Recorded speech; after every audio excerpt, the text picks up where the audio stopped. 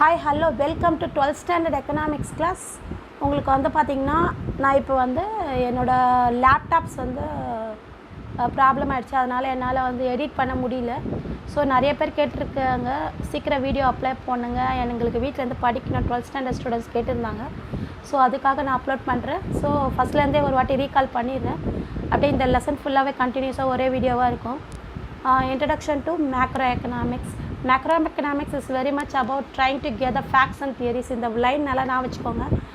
இந்த லைன் பார்த்திங்கன்னா macro economics அப்படின்றது பார்த்திங்கன்னா என்னென்னலாம் உள்ளடக்கியது அப்படி பார்த்திங்கன்னா ஃபேக்ட்ஸ் அண்ட் தியரிஸ், அதாவது உண்மைகள் மற்றும் கோட்பாடுகளை உள்ளடக்கியது அப்படின்னு சொல்லிட்டு Don Bruce and ஃப்ரிஷ்சர் and stars அப்படின்றவர் சொல்லியிருக்காங்க.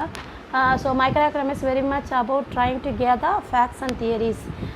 You keep in mind these questions may will come for 1 marks அப்படின்னு சொல்லிட்டு இது யார் எழுதுந்து கூட கேட்கலாம்.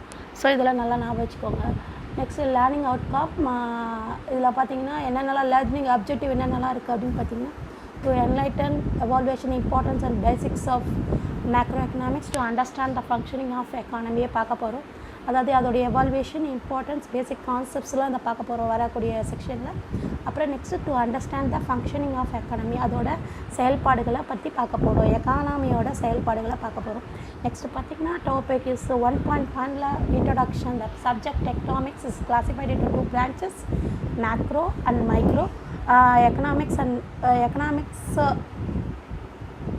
பார்த்திங்கன்னா 2 கேட்டகரியாக பிரிச்சுருக்காங்க, micro and macro. Ragnar Frisch அப்படின்றவர் Norwegian economist, co recipient of first Nobel prize in economic science. ரொம்ப முக்கியமான கொஷின்ஸ். யார் ஃபஸ்ட்டு நோபல் ப்ரைஸ் வாங்கியிருந்தாங்க எக்கனாமிக்ஸ்லன்னு பார்த்திங்கன்னா நார்வேன் எக்கானமிஸ்ட் ரேக்னர் ஃப்ரிட்ஜ் அப்படின்றவர் தான் வாங்கியிருக்காரு. ஸோ இவர் வந்து பார்த்திங்கன்னா 1933ல் மைக்ரோ அண்ட் மேக்ரோ அப்படின்னு சொல்லிட்டு அந்த நேம் வச்சுருக்காரு. மைக்ரோ அப்படின்னா ஸ்மால், மேக்ரோ அப்படின்னா லார்ஜ் அப்படின்னு சொல்லலாம். ஸோ 1933 ரொம்ப முக்கியமான கொஷின்ஸாக கேட்கக்கூடியது இது. ஸோ 1933 வந்து உங்களோட மைண்டில் கீப் பண்ணிக்கோங்க. அடுத்தது பார்த்திங்கன்னா however the macroeconomics in its modern form began with John Maynard Keynes and his book The General Theory of Employment, Interest and Money, published in 1936. The General Theory of Employment, Interest and Money, published in 1936. Keynes இந்த புக்கில் என்ன பண்ணியிருக்காரு அப்படின்னா நிறைய விஷயத்தை பற்றி எழுதியிருக்கும் போது இவருக்கு எப்படி இந்த father of modern macro economics அப்படின்ற ஒரு பேர் கிடச்சிது அப்படின்னா recovery from unemployment to employment, அதே மாதிரி recovery from goods remained unsold to sold அப்படின்றத சொல்லியிருக்காரு. அதாவது பொருளாதார மந்தநிலை காலங்களில் எப்படி ஒரு வேலை இல்லாத திண்டாட்டத்திலிருந்து ஒரு மக்களை விழிப்புணர்வு ஏற்படுத்தி வேலைவாய்ப்பை ஏற்படுத்தி கொள்வதுக்காகவும், அதுக்கப்புறம் விற்பனையாகாத பொருட்களை விற்பனைக்கு எப்படி கொண்டு செல்வது, அதற்கான உத்திகளை எப்படி பயன்படுத்துறது அப்படின்னு பற்றி தான் கீன்ஸ் சொல்லியிருக்காரு. ஸோ இதனாலே இவருக்கு father of modern macro economics அப்படின்னு பேர் வந்துச்சு. Meaning of macro economics 1.2. The word macro derived from Greek word macros meaning large.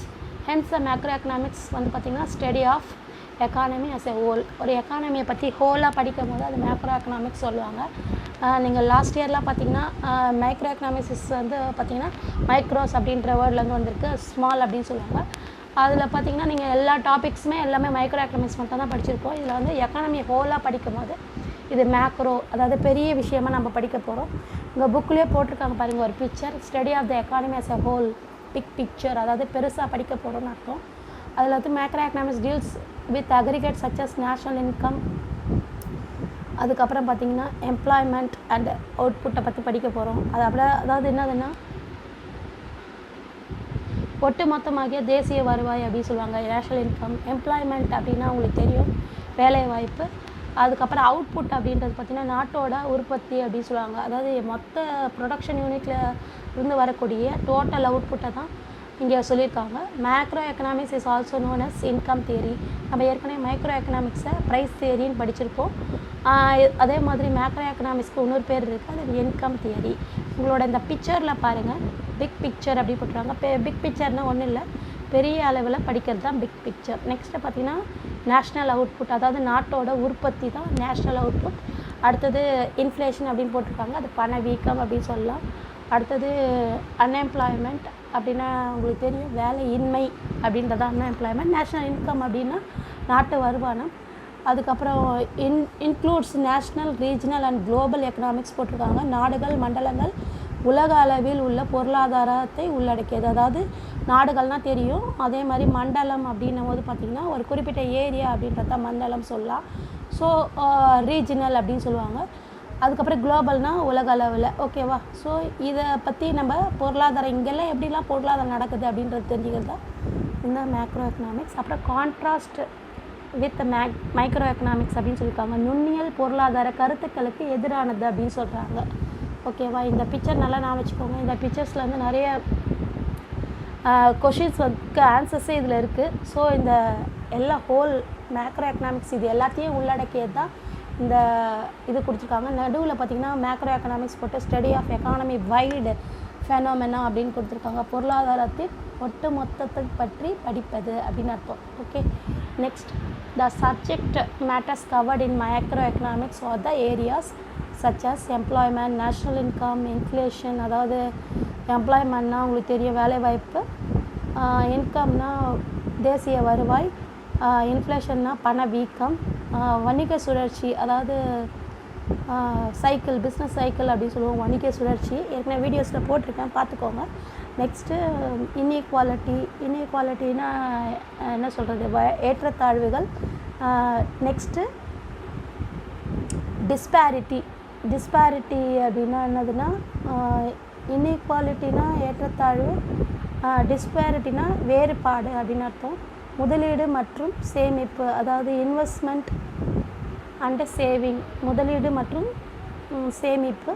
Next capital formation அப்படின்னு சொல்லும்போது பார்த்திங்கன்னா மூலதன ஆக்கம் அப்படின்னு சொல்லுவாங்க. அடுத்தது உங்களுக்கு கொடுத்துருக்கிறது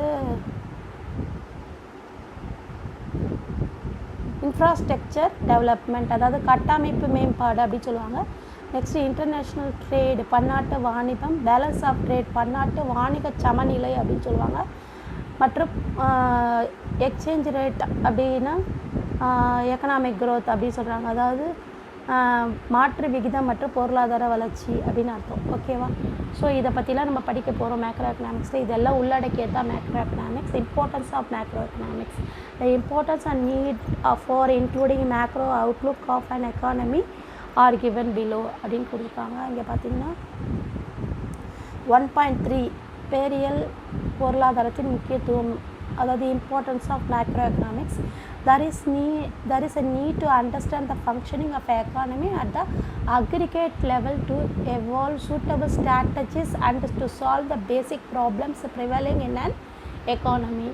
அப்படின்னா என்னன்னா ஒரு there is need to understand, நம்ம எதை புரிஞ்சிக்கணும் அப்படின்னு வச்சிங்கன்னா, ஒரு பொருளாதார அமைப்பின் மொத்த செயல்பாடுகள், அதாவது டோட்டல் ஃபங்க்ஷன்ஸ் அப்படி அதை தெரிஞ்சுக்க போகிறோம். அதில் பார்த்திங்கன்னா அதற்கு தேவையான சரியான உத்திகள் அப்படின்னு சொல்லுவாங்க. அதாவது அதில் பார்த்திங்கன்னா சூட்டபிள் ஸ்ட்ராட்டஜிஸ் தான் தேவையான உத்திகள் அப்படின்னு சொல்கிறது. To solve the basic problem, அது மூலமா எப்படி ஒரு எக்கனாமிக் ப்ராப்ளத்தை பிரச்சனைகளுக்கு தீர்வு காண முடியும் அப்படின்றது தான் prevailing is in an economy.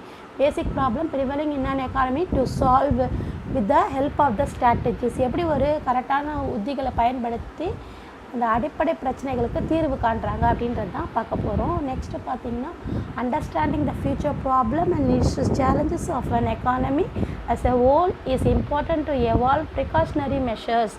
அதாவது ஃப்யூச்சர் ப்ராப்ளத்தை நம்ம மனசில் புரிஞ்சுக்கிட்டு இப்போ தேவைகள் மற்றும் சவால்கள், அதாவது நீட்ஸ் அண்ட் சேலஞ்சஸ், நீட்ஸ்னால் தேவைகள், சேலஞ்ச் மீன்ஸ் சவால்கள் of an economy as a whole is important to evolve. இதுலேருந்து நம்ம தெரிஞ்சுக்கிட்டு அதுக்கான importance to evolve the precautionary measures, எப்படி நம்மளுக்கு முன்னெச்சரிக்கை நடவடிக்கைகளை எடுக்க போகிறோம். அதாவது எதிர்கால பிரச்சனை. இப்போ பார்த்திங்கன்னா இன்றைக்கி குவாரண்டைனில் நம்ம எல்லாருமே வீட்டில் தான் இருக்கோம். பட் இன்றைக்கி பார்த்திங்கன்னா எக்கனாமிக் ஆக்டிவிட்டி ரொம்ப கம்மியாக தான் நடந்துகிட்ருக்கு.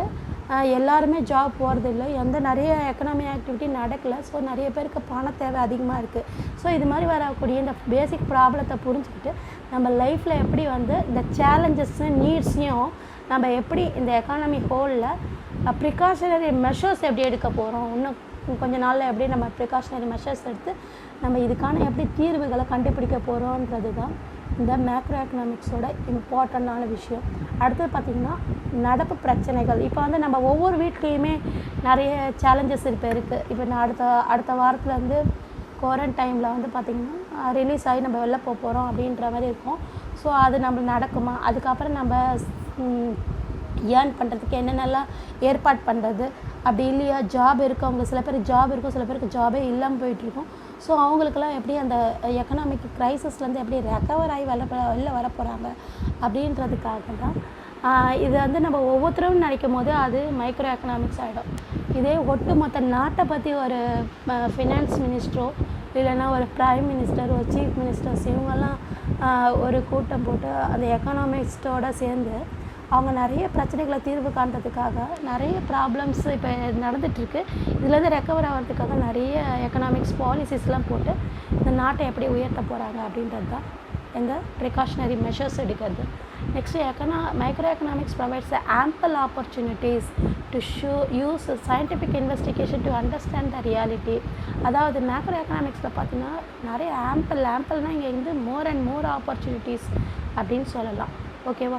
So to use a scientific investigation, அதாவது ஒரு சயின்டிஃபிக் இன்வெஸ்டிகேஷன் இன்றைக்கி இந்த குவாரண்டைனில் பார்த்திங்கன்னா இந்த கொரோனா வைரஸ் என்னென்னலாம் பிரச்சனையால் வருது. இப்போ கூட கொடுத்துருக்காங்க ஒரு லேட்டஸ்ட்டாக விட்டமின் டி குறைபாடு இருக்கவங்களால தான் அந்த கொரோனா வந்தால் அவங்களால சர்வை பண்ண முடியல.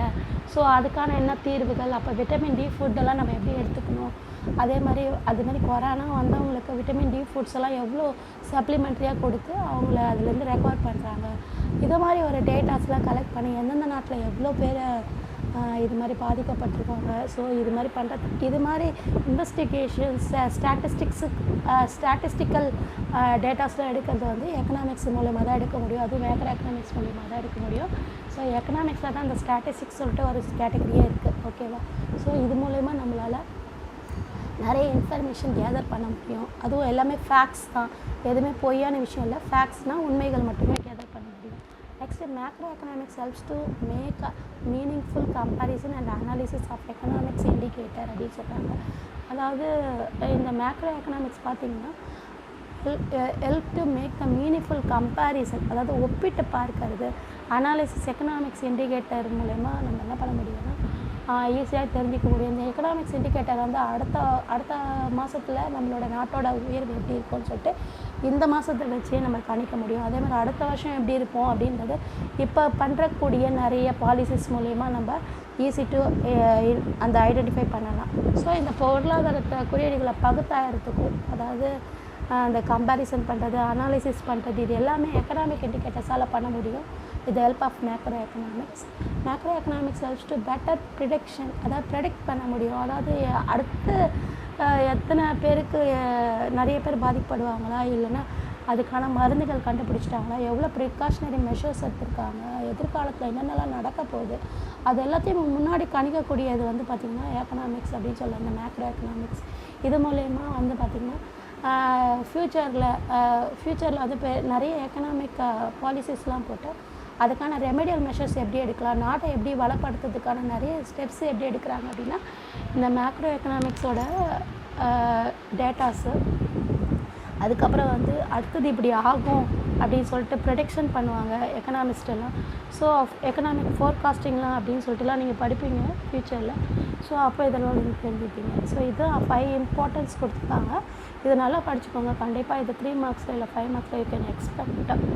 Okay, next 1.4 scope of macro economics அப்படின்னு சொல்லலாம். ஸ்கோப்பில் பார்த்திங்கன்னா பெரியல் பொருளாதாரத்தில் பார்த்திங்கன்னா economics is a wide scope and its covers the major areas as follows. இதில் பார்த்திங்கன்னா உங்களுக்கு நிறைய டாபிக்ஸ் கொடுத்துருப்பாங்க, ஒவ்வொன்றா பார்க்கலாம். National income, measurement of national income and its comparison by sector by basics aspects of macro economics analysis, the trends and national income and its composition provide a long-term understanding of growth process of an economy அப்படின்னு கொடுத்துருக்காங்க. அதாவது தேசிய வருவாயில் மெஷர்மெண்ட்டில் பார்த்திங்கன்னா தேசிய வருவாயை கணக்கிடும்போது இதில் பார்த்திங்கன்னா தேசிய வருவாய் துறைகளின் பங்கு அப்படின்னு சொல்லுவாங்க. அதாவது நிறைய செக்டார்ஸ் இருக்கும். Primary sector, secondary sector, and territory sector. அந்த அந்த துறையோட பங்கெல்லாம் வச்சு எப்படி அடிப்படை அம்சங்களை கண்டுபிடிக்கிறது. அப்புறம் பார்த்திங்கன்னா இந்த ட்ரெண்ட்ஸ் இன் நேஷ்னல் இன்கம். இந்த நேஷ்னல் இன்கமில் நிறைய ட்ரெண்ட்ஸ் இருக்குது. ஸோ இது composition provide the long term understanding the growth process of an economy. அதாவது ஒரு 10 இயர்ஸ்க்கு அப்புறம் இந்த நாடு இப்படி இருக்கும் அப்படின்னு சொல்லிட்டு ஒரு ஃபோர்காஸ்டிங்கை வந்து எது மூலிமா சொல்ல முடியும்னா இந்த தேசிய வருவாய் இப்போ இந்த வருஷத்தோட தேசிய வருவாயை வச்சு நம்ம ஈஸியாக கால்குலேட் பண்ணி சொல்லலாம். நெக்ஸ்ட்டு பார்த்திங்கன்னா inflation refers to study the increase in general price level. இந்த கொஷின் கண்டிப்பாக யூ கேன் எக்ஸ்பெக்ட் 2 மார்க்ஸில் வரும். இது நல்லா படிச்சுக்கோங்க.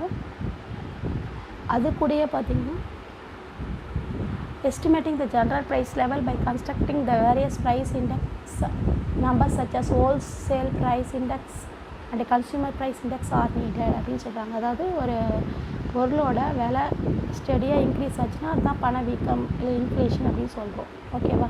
இதில் பார்த்திங்கன்னா மொத்த விலை குறியீட்டு எண், நுகர்வோர் விலை குறியீட்டு எண், அதாவது wholesale price index, consumer price index, அதாவது மொத்த விலை குறியீட்டு எண், நுகர்வோர் குறியீட்டு எண். இப்படிப்பட்ட குறியீட்டு எண்களை பயன்படுத்தி என்ன பண்ண முடியும்னா அந்த பொருளோட விலை அளவை எப்படி மதிப்பீடு பண்ணுறது அப்படின்றத தெரிஞ்சிக்க முடியும். நெக்ஸ்ட்டு பார்த்திங்கன்னா நெக்ஸ்ட் டாபிக் வாணிப சுழற்சி, பிஸ்னஸ் சைக்கிள். அதாவது almost all economics face the problem of business fluctuation and business cycle. அதாவது இப்போ இருக்கிற சுச்சுவேஷனில் பார்த்திங்கன்னா ஃபுல்லாக வந்து பார்த்திங்கன்னா பிஸ்னஸ் சைக்கிள் அப்படின்றது வந்து பார்த்திங்கன்னா டிப்ரெஷனில் தான் இருக்குது. இப்போ எதுவுமே நிறைய ஆக்டிவிட்டீஸ் நடக்கல, டிப்ரெஷனில் தான் இருக்குது. இந்த பிஸ்னஸ் சைக்கிளை பற்றி நம்ம தனியாக ஒரு டாப்பிக்கே வரப்போகுது உங்களுக்கு, அதனால் அப்போ பார்த்துக்கலாம். இதில் பார்த்திங்கன்னா சைக்கிளிக் மூமெண்ட்டில் பார்த்திங்கன்னா என்னென்னலாம் இருக்குது அப்படின்னா பூம், ரெசஷன், டிப்ரெஷன், ரெக்கவரி. அதாவது ஒரு நாட்டோட பூம் அப்படின்னா செழிப்பு அப்படின்னு சொல்லலாம். அடுத்த ரெசஷனாக பின்னிறக்கம், அப்புறம் மந்த நிலை, டிப்ரெஷன், இப்போ வந்து ரெக்கவரி அப்படின்னு சொல்லலாம். அதாவது ஒரு பொருளில் வந்து நிறைய உற்பத்தி பண்ணிகிட்டே வராங்கன்னு வச்சுக்கோங்களேன். அந்த டைமில் பார்த்திங்கன்னா நிறைய டிமாண்ட் ஜாஸ்தியாக இருக்குது, நிறைய பொருட்களை உற்பத்தி பண்ணிகிட்டே வர்றது பூம் அப்படின்னு சொல்லிட்டு எல்லா கம்பெனியும் நிறைய உற்பத்தி பண்ணிகிட்டே இருந்தால் அது பூம் அப்படின்னு சொல்லுவாங்க. ரெசஷன் அப்படின்னும் போது உற்பத்தி பண்ணப்பட்ட பொருள் வந்து திடீர்னு சேல்ஸே ஆகலை அப்படின்னும் போது என்ன பண்ணுவாங்கன்னா கொஞ்சம் கொஞ்சமாக ப்ரொடக்ஷனை ஸ்டாப் பண்ணிடுவாங்க. இதுதான் என்ன சொல்லுவாங்கன்னா பின்னிறக்கம் அப்படின்னு சொல்லுவாங்க. அப்போ வந்து ஸ்டாப் பண்ணும்போது கொஞ்சம் கொஞ்சமாக லே ஆஃப் கொடுப்பாங்க. அதாவது நிறைய மக்களுக்கு என்ன இருக்காதுன்னா ஜாப் இருக்காது. கொஞ்சம் பாதி பேரை வேலை வச்சுப்பாங்க, பாதி பேரை வேலையிலேருந்து எடுத்துருவாங்க. அடுத்தது பார்த்திங்கன்னா இன்னும் விற்கவே இல்லை, கொஞ்சம் கொஞ்சமாக விற்பனை வந்து குறைஞ்சிட்டே போகுது அப்படின்னா ஒரு காலகட்டத்தில் டிப்ரெஷன் ஆகிடும், அதாவது மந்த நிலை ஆகிடும். அதாவது ப்ரொடக்ஷன் பண்ண பொருட்கள் எல்லாம் சேல்ஸ் பண்ணால் மட்டும்தான் அவங்களுக்கு வருமானம் வரும், அதுக்கப்புறம் இன்வெஸ்ட் பண்ணுவாங்க. அதுவே வரலை அப்படின்னும் போது அவங்க என்ன பண்ண முடியும், ப்ரொடக்ஷனை ஸ்டாப் பண்ணுறாங்க. அது ஸ்டாப் பண்ணுறது தான் என்ன சொல்கிறாங்கன்னா இங்கே மந்த நிலை, டிப்ரெஷன். அப்போ பொருளாதாரத்தை ஸ்டாப் பண்ணுறாங்கன்னா வேலை எல்லாருக்குமே இழப்பு ஏற்பட்டுரும், யாருமே இன்வெஸ்ட் பண்ண மாட்டாங்க. ஸோ அந்த இடத்துல வந்து பார்த்திங்கன்னா ஃபுல்லாக லாக் அவுட் அப்படின்னு சொல்லிடுவாங்க. இதுதான் மந்த நிலை அப்படின்னு சொல்லுவாங்க. அப்புறம் கொஞ்சம் கொஞ்சமாக அந்த சேல்ஸ் ஆகி அந்த பொருட்கள்லாம் விற்பனை ஆகி அவங்களுக்கு பணம் வர இன்வெஸ்ட் பண்ண ஆரம்பிப்பாங்க. கொஞ்சம் கொஞ்சமாக எல்லாேருக்கும் திருப்பியும் வேலை வாய்ப்புகளை கொடுக்க ஆரம்பிப்பாங்க. ஸோ இதுதான் மீட்பு அப்படின்றாங்க, அதாவது ரெக்கவரி அப்படின்னு சொல்லுவாங்க. இதுதான் பிஸ்னஸ் சைக்கிள். இதை பார்த்து நம்ம நிறைய எலாபரேட்டாக 5th லெசனில் பார்ப்போம். Next poverty and unemployment. அதாவது பாவர்ட்டின்னா தெரியும் உங்களுக்கு, ஏழ்மை எதனால் வருதுன்னா அன்எம்ப்ளாய்மெண்ட் மூலயமா தான் வருது, அதாவது வேலையின்மை காரணத்தால் தான் வருது. ஸோ இதில் பார்த்தீங்கன்னா the major problem of most rich nation and poverty, அதாவது பாவர்ட்டி அண்ட் அன்எம்ப்ளாய்மெண்ட் அப்படின்னு சொல்லலாம். அதாவது எல்லா நாட்டிலையுமே இந்த அன்எம்ப்ளாய்மெண்ட் இருக்குது, எல்லா நாட்டிலையுமே பாவர்ட்டின்றது இருக்குது. வெறும் இந்த கண்ட்ரியில் மட்டும்தான் இருக்கும், அண்டர் டெவலப்டு கண்ட்ரி, டெவலப்பிங் கண்ட்ரியில் தான் இருக்கும் அப்படிலாம் சொல்ல முடியாது. வெல் டெவலப்டு கண்ட்ரிலையும் நிறைய பாவர்ட்டி பீப்புள் இருக்காங்க, அன்எம்ப்ளாய்மெண்ட்டும் இருக்கும், கொஞ்சம் பர்சன்டேஜ் கம்மியாக இருக்கலாம், அவ்வளோதான். ஓகேவா? ஸோ இதில் பார்த்திங்கன்னா இந்த பொருளாதார இதில் வந்து பார்த்திங்கன்னா ஏழ்மை அந்த அன்எம்ப்ளாய்மெண்ட் வந்து ரொம்ப ரொம்ப பெரிய ப்ராப்ளம் அப்படின்னு சொல்லலாம். அது என்ன ப்ராப்ளம் இருக்கும் அப்படின்னா முக்கியமாக அந்த ஏழ்மை நிலையை தீர்க்கறதுக்கு நம்மளுக்கு முக்கியமான ஒரே விஷயம் என்னதுன்னா அதை அண்டர்ஸ்டாண்ட் பண்ணிவிட்டு அதுக்கான மக்கள்கிட்ட திறமையை உருவாக்குறது. அதாவது நல்லா படிக்கணும், படித்தா மட்டும்தான் வேலை வாய்ப்பு கிடைக்கும், படிக்கும் போது நிறைய யோசிக்க முடியும், அட்லீஸ்ட் ஒரு 10th படிச்சிருக்கணும் அப்படின்னு சொல்லிட்டு நிறைய ஜாபில் சொல்லியிருக்காங்க. ஸோ கொஞ்சமாவது படிக்கணும் அப்படின்னு சொல்கிறாங்க. அந்த படித்தா தான் நம்மளுக்கு வேலைவாய்ப்பு கிடைக்கும். ஸோ அந்த இல்லிட்ரஸி அப்படின்றத நீக்கிட்டு லிட்ரஸி ஆக்கும்போது நிறைய பேருக்கு வேலைவாய்ப்பு கிடைக்கும். இப்போ எல்லாருமே படிச்சிட்டாங்க, நிறைய காம்படிஷன் இருக்குது, நம்மளுக்கு வேலைவாய்ப்பு வந்து கிடைக்கல அப்படின்னும் போது தானாக உருவாக்கி கற்றுக்கணும். அதாவது சொந்தமான தொழிலை நம்ம உருவாக்கி கற்றுக்கணும். ஸோ அப்படி கற்றுக்கும் போது நம்மளுக்கு வேலைவாய்ப்பு வந்தாவே இந்த பாவத்தை எராடிகேட் ஆகிடும். ஓகேவா? Next economic growth. அதாவது எக்கனாமிக் க்ரோத் அப்படின்னா பொருளாதார வளர்ச்சி அப்படின்னு சொல்கிறோம். இந்த பேரியல் பொருளாதாரத்தை மூலயமா தான் நம்ம என்ன பண்ண போகிறோம்னா, ஒரு நாடு நல்லா இருக்கா நல்லா இல்லையா அப்படின்னு தெரிஞ்சுக்கணும்னா மேக்ரோ எக்கனாமிக்ஸ் தெரியணும். அப்படி மேக்ரோ எக்கனாமிக்ஸ் ஏன்னா ஹோலாக படிக்க போகிறோம், நாட்டை பற்றி படிக்க போகிறோம். தனி மனிதனை பற்றி படிக்கும் போது அது வந்து பார்த்திங்கன்னா மைக்ரோ எக்கனாமிக்ஸ் ஆகிடும்.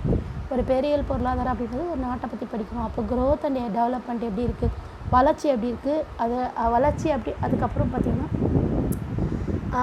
டெவலப்மெண்ட் அப்படின்னு சொல்லுவாங்க. அந்த அந்த டெவலப்மெண்ட் இருக்கா, முன்னேற்றம் அப்படின்றது, வளர்ச்சி வேறு முன்னேற்றம் வேறு. வளர்ச்சினா நிறைய பணம் சம்பாரிச்சிட்டே வர்றது வளர்ச்சி. டெவலப்மெண்ட்டாக ஆல் ஓவர் த பீப்புள் வந்து என் நாட்டுக்குள்ளே எல்லாருமே செழிப்பாக நல்லா வசதியாக இருக்காங்களா அப்படின்றது. இப்போ ஒரு பையன் வளர்ந்துட்டே போனால் அது வளர்ச்சி அப்படின்னு சொல்லலாம். டெவலப்மெண்ட் ஆகிருக்கானா, அவன் புத்திசாலியாக இருக்கானா, நல்லா நாலேஜபிளாக இருக்கானா அப்படின்றது வந்து டெவலப்மெண்ட் அப்படின்னு சொல்லலாம். ஸோ இதை தெரிஞ்சுக்கணும் அப்படின்னா இந்த மேக்ரோ எக்கனாமிக்ஸை நம்ம அனலைஸ் பண்ணும்போது ஈஸியாக ஒரு கண்ட்ரி நல்லா டெவலப் ஆகிருக்கா, க்ரோத் இருக்கா அப்படின்னு சொல்லி தெரிஞ்சுக்கலாம். Next economic policies. மேக்ரோ எக்கனாமிக்ஸில் பார்த்திங்கன்னா நிறைய பாலிசிஸ்லாம் இருக்குது. அதில் முக்கியமான பாலிசிஸ் பார்த்திங்கன்னா மானிட்டரி பாலிசி, ஃபிசிக்கல் பாலிசி, அதெல்லாம் நம்ம புக்கில் படிக்க போகிறோம். அந்த மாதிரி பாலிசிஸில் எதுக்காக போடுறாங்க அப்படின்னா இந்த நிறைய அப்டக்கிள்ஸ், க்ரோத்தில் நிறைய அப்டக்கிள்ஸ் இருக்கும். அதே மாதிரி அந்த க்ரோத்தை அச்சீவ் பண்ணுறதுக்காக நிறைய அப்டக்கிள்ஸ் இருக்கும். அந்த அப்டக்கிள்ஸ்லேருந்து வெளில வரணுன்னா அதுக்கு நிறைய பாலிசிஸ் வேணும். அதில் மானிட்டரி பாலிசிஸ், ஃபிசிக்கல் பாலிசிஸ் அப்படின்னு சொல்லிட்டு நிறைய பாலிசிஸ் இருக்குது. ஸோ இது மூலயமா நாட்டோட வளர்ச்சி வந்து தடைப்படாமல் இருக்கும் அப்படின்னு சொல்லலாம். இதுதான் வந்து பார்த்திங்கன்னா நம்ம படித்ததில் இது வந்து scope and half micro economics படிச்சிருக்கோம். நெக்ஸ்ட்டு படிக்க போகுது லிமிட்டேஷன். இதில் வந்து நிறைய குறைகளும் இருக்குது மேக்ரோ எக்கனாமிக்ஸில். எப்படின்னு பார்த்தோம்னா மேக்ரோ எக்கனாமிக்ஸ் சஃபர்ஸ் த சர்டன் லிமிட்டேஷன். நிறைய லிமிட்டேஷன்ஸ் இருக்குது அப்படின்னு சொல்கிறாங்க.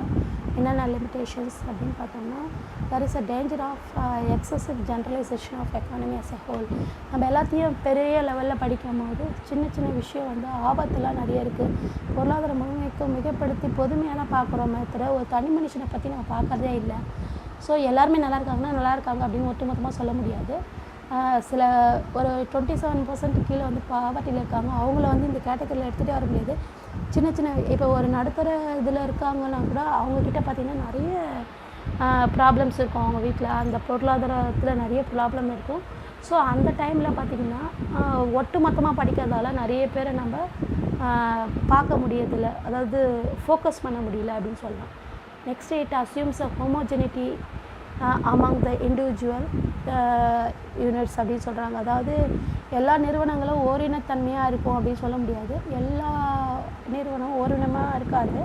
அதாவது ஒவ்வொன்றும் டிஃப்ரெண்ட்டாக இருக்கும். ஒரே சிமெண்ட் ஃபேக்ட்ரியாக இருந்தாலும் ஒவ்வொரு சிமெண்ட் ஃபேக்ட்ரி வேறு மாதிரி இருக்கும். ஸோ எல்லாத்தையும் ஒன்றா எடுத்துக்கும் போது நிறைய டீட்டெயில்ஸ் வந்து நம்மளுக்கு கிடைக்காம போயிடுது.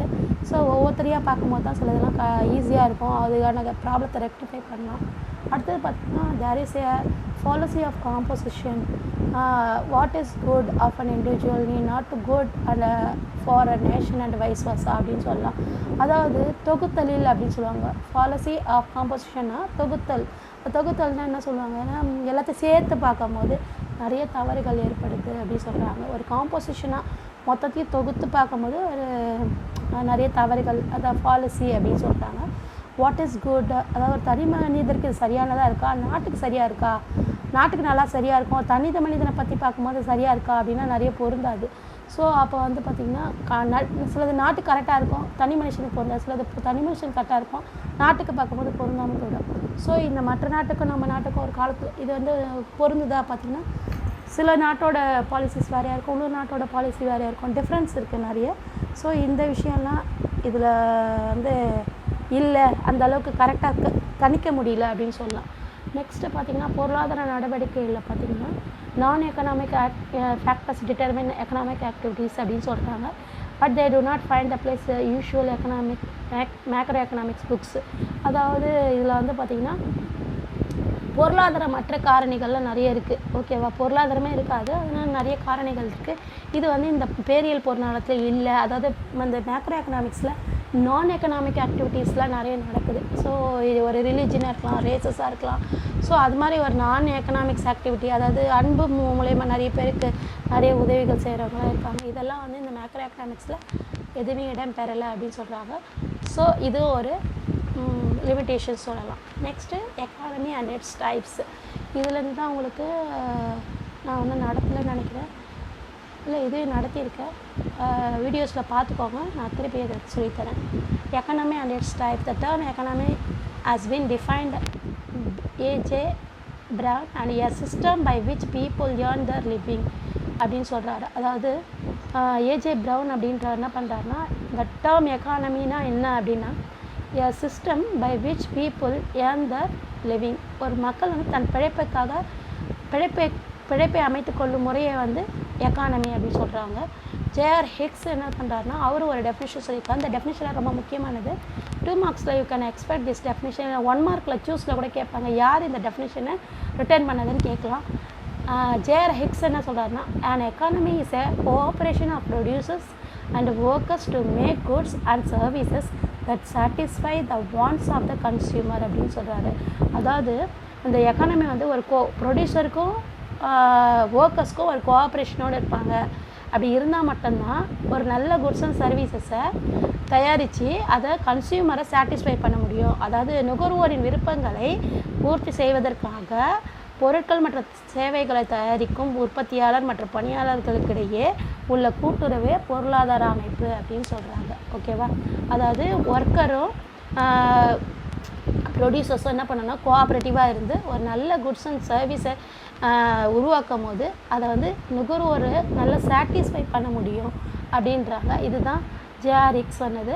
ஸோ 2 டெஃபினிஷனுமே இம்பார்ட்டண்ட்டு, கொஞ்சம் நல்லா படித்து வச்சுக்கோங்க. நெக்ஸ்ட்டு பார்த்தீங்கன்னா, இன் ஷார்ட்டாக அதை சுருங்க கூறும்போது, and economy is referred to அந்த system or area where economic activities are carried out. Each economy has its own character. அதாவது ஒரு எக்கானமி அப்படின்றது ஒரு சிஸ்டம் அப்படின்னு சொல்கிறாங்க, இல்லைனா ஒரு ஏரியாவில் நடக்கக்கூடிய பொருளாதார நடவடிக்கையை பற்றி சொல்கிறது தான் ஒரு எக்கானமி சொல்கிறோம். Each economy has its own character. ஒவ்வொரு எக்கானமி பார்த்திங்கன்னா ஒரு தனிப்பட்ட தன்மையை கொண்டு இருக்கும் அப்படின்னு சொல்கிறாங்க. Accordingly functions or activities also vary. அதேமாதிரி ஃபங்க்ஷன்ஸும் அவங்களோட நடவடிக்கைகளும், ஃபங்க்ஷன்ஸ்னால் அந்த செயல்பாடுகள் சொல்லுவாங்க, நடவடிக்கைகள்னால் ஆக்டிவிட்டீஸ், அது எல்லாமே வேரி ஆகும். இப்போ பொன்னேரியில் ஒரு எக்கானமி இருக்கும், இதே பீகாரில் இருக்கிற ஒரு சின்ன ஏரியாவில் வேறு மாதிரி இருக்கலாம் எக்கானமி. அதேமாதிரி கொல்கட்டாவில் வேறு மாதிரி இருக்கலாம், மும்பையில் வேறு மாதிரி இருக்கலாம். ஒரு ஈச் அண்ட் எவ்ரி ஆக்டிவிட்டியும் இதுவும் பார்த்திங்கன்னா டிபெண்ட்ஸ் அப்பான் த பீப்புள் அப்படின்னு சொல்லலாம்.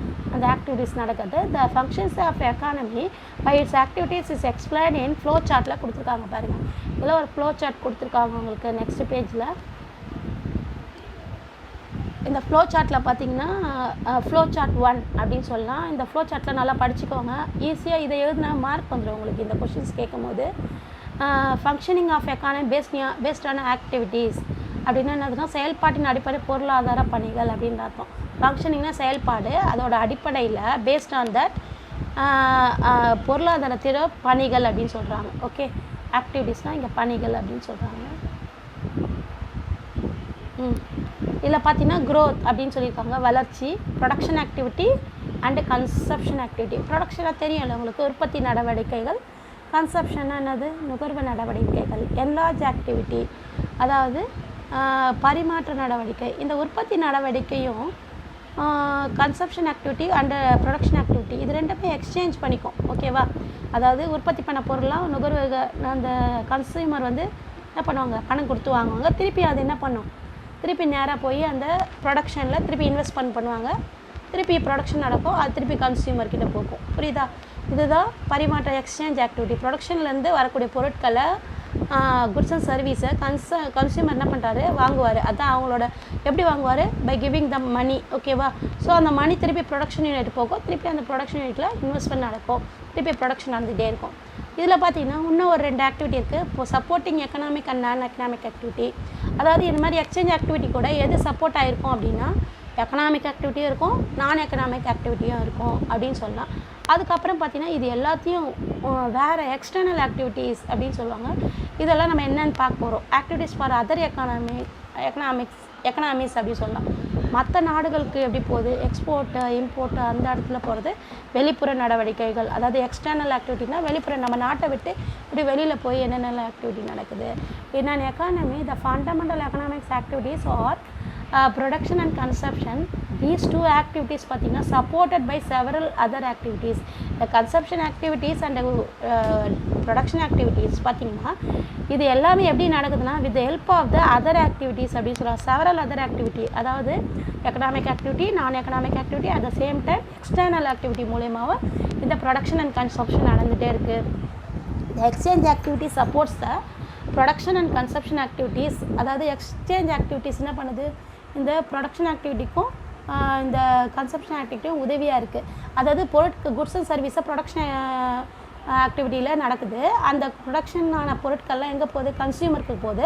கன்சியூமர் என்ன பண்ணுறாங்க, பே பண்ணி அந்த பொருட்களையும் சர்வீஸையும் வாங்குறாங்க. திருப்பி அந்த பணம் திருப்பி எங்கே போகுது, ப்ரொடக்ஷன் யூனிட்டில் இன்வெஸ்ட்மெண்ட்டாக போய் திருப்பி அங்கே ப்ரொடக்ஷன் நடக்குது. இதே மாதிரி நடக்கும்போது என்னென்னலாம் மற்ற ஆக்டிவிட்டீஸில் ஹெல்ப் பண்ணுறாங்க அப்படின்னா, These activities are influenced by several economic and non-economic activity.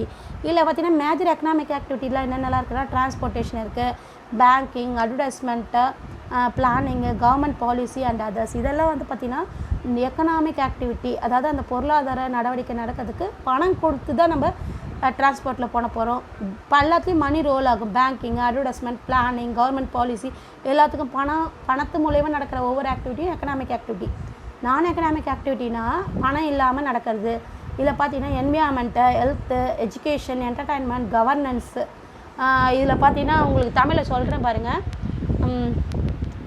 First economic ஆக்டிவிட்டியில் பாருங்கள், டிரான்ஸ்போர்ட்டேஷன்னா உங்களுக்கு தெரியும், அதான் நம்ம வந்து போக்குவரத்து அப்படின்னு சொல்லுவோம். ஓகேவா. வங்கி பணி, விளம்பரம், திட்டமிடல். வங்கி பணினா பேங்கிங்கு. அடுத்தது பார்த்திங்கன்னா அட்வர்டைஸ்மெண்ட்டுக்குன்னு பார்த்திங்கன்னா இங்கே என்ன கொடுத்துருக்காங்க, விளம்பரம். அப்புறம் பார்த்திங்கன்னா பிளானிங், திட்டமிடல் ஆக்டிவிட்டி. கவர்மெண்ட் பாலிசினா அரசோட கொள்கைகள். ஓகேவா. அதே மாதிரி நான் எக்கனாமிக் ஆக்டிவிட்டி பாருங்கள், என்விரான்மெண்டல் அப்படின்னா சுற்றுச்சூழல் பாதுகாப்புக்காக பண்ணுறது. ஹெல்த், ஆரோக்கியம், எஜுகேஷன், கல்வி. தென் வந்து இன்டர்நேஷ்னல் ரிலேஷன் அப்படின்னு சொல்லும் போது, இன்டர்நேஷ்னல் ரிலேஷன் அப்படின்னா இது வந்து இது அடுத்தது வருது, சாரி. இதில் பார்த்தீங்கன்னா கவர்மெண்ட் பாலிசி, கவர்னன்ஸ், என்டர்டெயின்மெண்ட்டாக உங்களுக்கு தெரியும், பொழுதுபோக்கு. கவர்னன்ஸ்னால் ஆட்சி முறை அப்படின்னு அர்த்தம். நம்ம கவர்மெண்ட்டு சொல்லக்கூடிய எல்லா விஷயமும். அடுத்தது in addition these supporting activities external activities from other economics such as import, export. நம்ம மற்ற கண்ட்ரிக்கிலேருந்து வாங்கிறது, இம்போர்ட் பண்ணிக்கிறது. இம்போர்ட்டுனா இம்போர்ட்டு, எக்ஸ்போர்ட்டு உங்களுக்கு ஏற்கனவே தெரியும், நம்ம 11th படிச்சிருக்கோம். அப்புறம் இன்டர்நேஷ்னல் ரிலேஷன், எமிக்ரேஷன்னா ஒரு இடத்துலேருந்து இன்னொரு இடத்துக்கு போகிறது. சாரி, எமிக்ரேஷன்னா ஒரு நிமிஷம் இருங்க. இம்போர்ட் அப்படின்னு சொன்னால் இறக்குமதி, எக்ஸ்போர்ட்னா ஏற்றுமதி. ஓகேவா. அதுக்கு அடுத்தது உங்களுக்கு என்ன கொடுத்துருக்காங்க, இம்போர்ட், எக்ஸ்போர்ட்டு. இன்டர்நேஷ்னல் ரிலேஷன் அப்படின்னு சொல்லும் போது பார்த்திங்கன்னா பன்னாட்டு உறவுகள். ஓகே. எமிக்ரேஷன் என்ன சொல்லுவாங்கன்னா குடியேறது, ஒரு நாட்டிலேருந்து இன்னொரு நாட்டுக்கு குடியேறது. இமிக்ரேஷன் அப்படின்னா இடப்பெயர்ச்சி அடையாது, ஒரு இடத்துலேருந்து இன்னொரு இடத்துக்கே வேறு நாட்டுக்கே போகிறது. எமிக்ரேஷன்னா குடியேறது, இமிக்ரேஷன்னா இடமே பெயருது. ஓகேவா. நான் இங்கேருந்து அமெரிக்கா போய் செட்டில் ஆகிறேன்னா இமிக்ரேஷன். குடியேற்றம் போகிறது வந்து பார்த்திங்கன்னா சும்மா அங்கே இது பர்மனெண்ட்டாக அங்கேயே இருந்துருவாங்கள்ல, அதுக்கு வந்து எமிக்ரேஷன். ஃபாரின் இன்வெஸ்ட்மெண்ட், பன்னாட்டு முதலீடு. ஃபாரின் எக்ஸ்சேஞ்ச் ஏர்னிங், இதெல்லாம் நம்ம ஏற்கனவே இதில் பார்த்துருக்கோம், காமர்ஸில் பார்த்துருக்கோம். எக்ஸ்சேஞ்ச் ஏர்னிங், ஃபாரின் எக்ஸ்சேஞ்ச் ஏர்னிங்னா என்னதுன்னா பன்னாட்டு மாற்று வருவாய் அப்படின்னு சொல்லுவாங்க. Influence the entire functions of the economy. இது எல்லாமே சேர்ந்தது தான் இந்த functioning of an economy based on activities. இது ரொம்ப முக்கியமான கொஷின், எல்லாம் படிச்சுக்கோங்க. இதில் பார்த்தீங்கன்னா எக்கானமிஸ் அப்படின்னு கொடுத்துருக்காங்க. எக்கானமிஸ் அப்படின்னு ஒரு வேர்டு கொடுத்துருக்காங்க, புதுசாக இந்த டைம் தான் கொடுத்துருக்காங்க எக்கானமிஸ் அப்படின்னு சொல்லிட்டு. ஓகேவா. பொருளாதார அமைப்புகளை பல்வேறு அடிப்படை வகைப்படுத்தலாம். Economies can be classify different type of based on the status of development. ஸ்டேட்டஸ்னால் வளர்ச்சி நிலை. அதில் பார்த்திங்கன்னா டெவலப்டு அப்படின்னா வளர்ந்த அப்படின்னு அர்த்தம். அமெரிக்கா மாதிரி இருக்க கண்ட்ரின்னு வச்சுக்கோங்களேன். அப்புறம் அண்டர் டெவலப்டுனா வளரவே வளரல. அடுத்தது அன்டெவலப்டு அப்படின்னா முன்னேறாத அப்படின்னு அர்த்தம். டெவலப்பிங் எக்கனாமிக்ஸ்னால் வளரும் பொருளாதார அமைப்புகள் அப்படின்னு சொல்லலாம். இது மாதிரி 4 கேட்டகரி இருக்குது. நாட்டில் இருக்க எல்லா கண்ட்ரியும் 4ஆக பிரிச்சுருக்காங்க. பேஸ்ட் ஆன் எக்கனாமிக்ஸ் மூலயமா. சிஸ்டம் ஆஃப் எக்கனாமிக்ஸ் அப்படின்னு பார்த்தீங்கன்னா சிஸ்டம் நிறைய பேர் நிறைய சிஸ்டம் ஃபாலோ பண்ணுறாங்க. நம்ம மிக்சர் எக்கனாமிக்ஸ் ஃபாலோ பண்ணுறோம். நிறைய பேர் கேபிட்டலிஸ்டிக் ஃபாலோ பண்ணுறாங்க, சோஷியலிஸ்டிக் ஃபாலோ பண்ணுறாங்க. So 3 types of economic system இருக்குது. கேபிட்டலிஸ்டிக் முதலாளித்துவம், நெக்ஸ்ட்டு சோஷியலிஸ்டிக் சமத்துவம், நெக்ஸ்ட்டு கலப்பு பொருளாதாரம், தட் இஸ் மிக்சட் எக்கனாமிக்ஸ். அப்புறம் ஸ்கேல் ஆஃப் ஆக்டிவிட்டீஸ், அதாவது ஸ்மால் லார்ஜ் அண்டு எக்கனாமிக்ஸ். அதாவது ஸ்மால் லார்ஜ் எக்கனாமிக்ஸ் 2 விதமான ஸ்கேல். அதாவது ஒன்று வந்து கம்மியான சிறிய மற்ற பெரிய பொருளாதார அமைப்புகள் சொல்லலாம். ஸோ அது மாதிரி 2 விதமாக பிடிச்சிருக்காங்க. ஸ்கேல் ஆஃப் ஆக்டிவிட்டீஸ் வச்சு, நடவடிக்கைகளை வச்சு. நேச்சர் ஆஃப் ஃபங்க்ஷன்ஸ் அப்படின்னு பார்த்திங்கன்னா செயல்பாடோட தன்மைகளை வச்சு. இதில் பார்த்திங்கன்னா ஸ்டாட்டிக் அப்படின்னா நிலையான அப்படின்னு சொல்லலாம். டைனமிக்னால் நிலையான மற்றும் இயங்கும் பொருளாதார அமைப்புகள் அப்படின்னு சொல்லுவாங்க. ஸ்டாட்டிக்னால் நிலையான, டைனமிக்னா இயங்கும் பொருளாதார அமைப்புகள் அப்படின்னு சொல்லுவாங்க. நேச்சர் ஆஃப் ஆப்ரேஷன், அதாவது இது வந்து பார்த்திங்கன்னா க்ளோஸ்டு எக்கானமி, ஓப்பன் எக்கானமி 2 இருக்குது. ஓகேவா. நேச்சர் ஆஃப் ஆப்ரேஷன் அதாவது செயல்பரப்புத்தன்மை அப்படி மூடிய மற்றும் திறந்த வெளி பொருளாதார அமைப்புகள் அப்படின்னு சொல்லலாம். அடுத்தது பார்த்திங்கன்னா நேச்சர் ஆஃப் அட்வான்ஸ்மெண்ட், அதாவது முன்னேற்றத்தன்மை. அதை வச்சு எப்படி பார்த்திங்கன்னா ட்ரெடிஷ்னல் அண்ட் மாடர்ன் அப்படின்னு சொல்லலாம். 2 விதமாக பிரிச்சிருக்காங்க. அப்புறம் லெவல் ஆஃப் நேஷ்னல் இன்கம் அப்படின்னா low income, middle income, high income.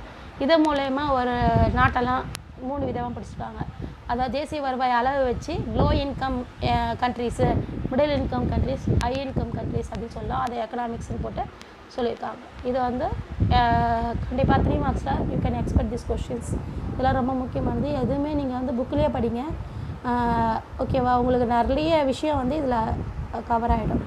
Next பார்த்திங்கன்னா எக்கனாமிக் சிஸ்டம் அப்படின்னு கொடுத்துருக்காங்க. இங்கே கியூஆர் ஸ்கேன்லாம் இருக்குது. Suppose if you need any idea about இந்த பர்டிகுலர் டாபிக் பற்றி எனக்கு இன்னும் ஐடியா தெரியணும் அப்படின்னா இந்த கியூஆர் ஸ்கேனை டவுன்லோட் பண்ணிக்கோங்க. பண்ணிவிட்டு இதில் வந்து நம்ம ஸ்கேன் பண்ணும்போது உடனே அங்கேருந்து வீடியோ கிளிக் ஆகி உங்களுக்கு வீடியோ ரன் ஆகும். You can understand the concepts. தமிழ்லேயும் இருக்குது, இங்கிலீஷ்லேயும் இருக்குது. நம்ம எதுனாலும் கேட்டுக்கலாம். ஓகேவா. தமிழ் மீடியம் புக்குனா உங்களுக்கு தமிழில் வரும், இங்கிலீஷ் மீடியம் புக்குனா இங்கிலீஷில் வருது. Economic system refers to the manner in which individual and institutions are connected together to carry out economic activity in particular area. அதாவது உங்களுக்கு பார்த்தீங்கன்னா எக்கனாமிக் சிஸ்டம் அப்படின்னா என்னதுன்னு சொல்கிறாங்க. அதாவது பொருளாதார அமைப்பு முறைகள் அப்படின்னா என்ன அப்படின்னா ஒரு டெஃபினேஷன் கேட்டாங்கன்னா economic system refers to the manner அப்படின்னு சொல்கிறாரு.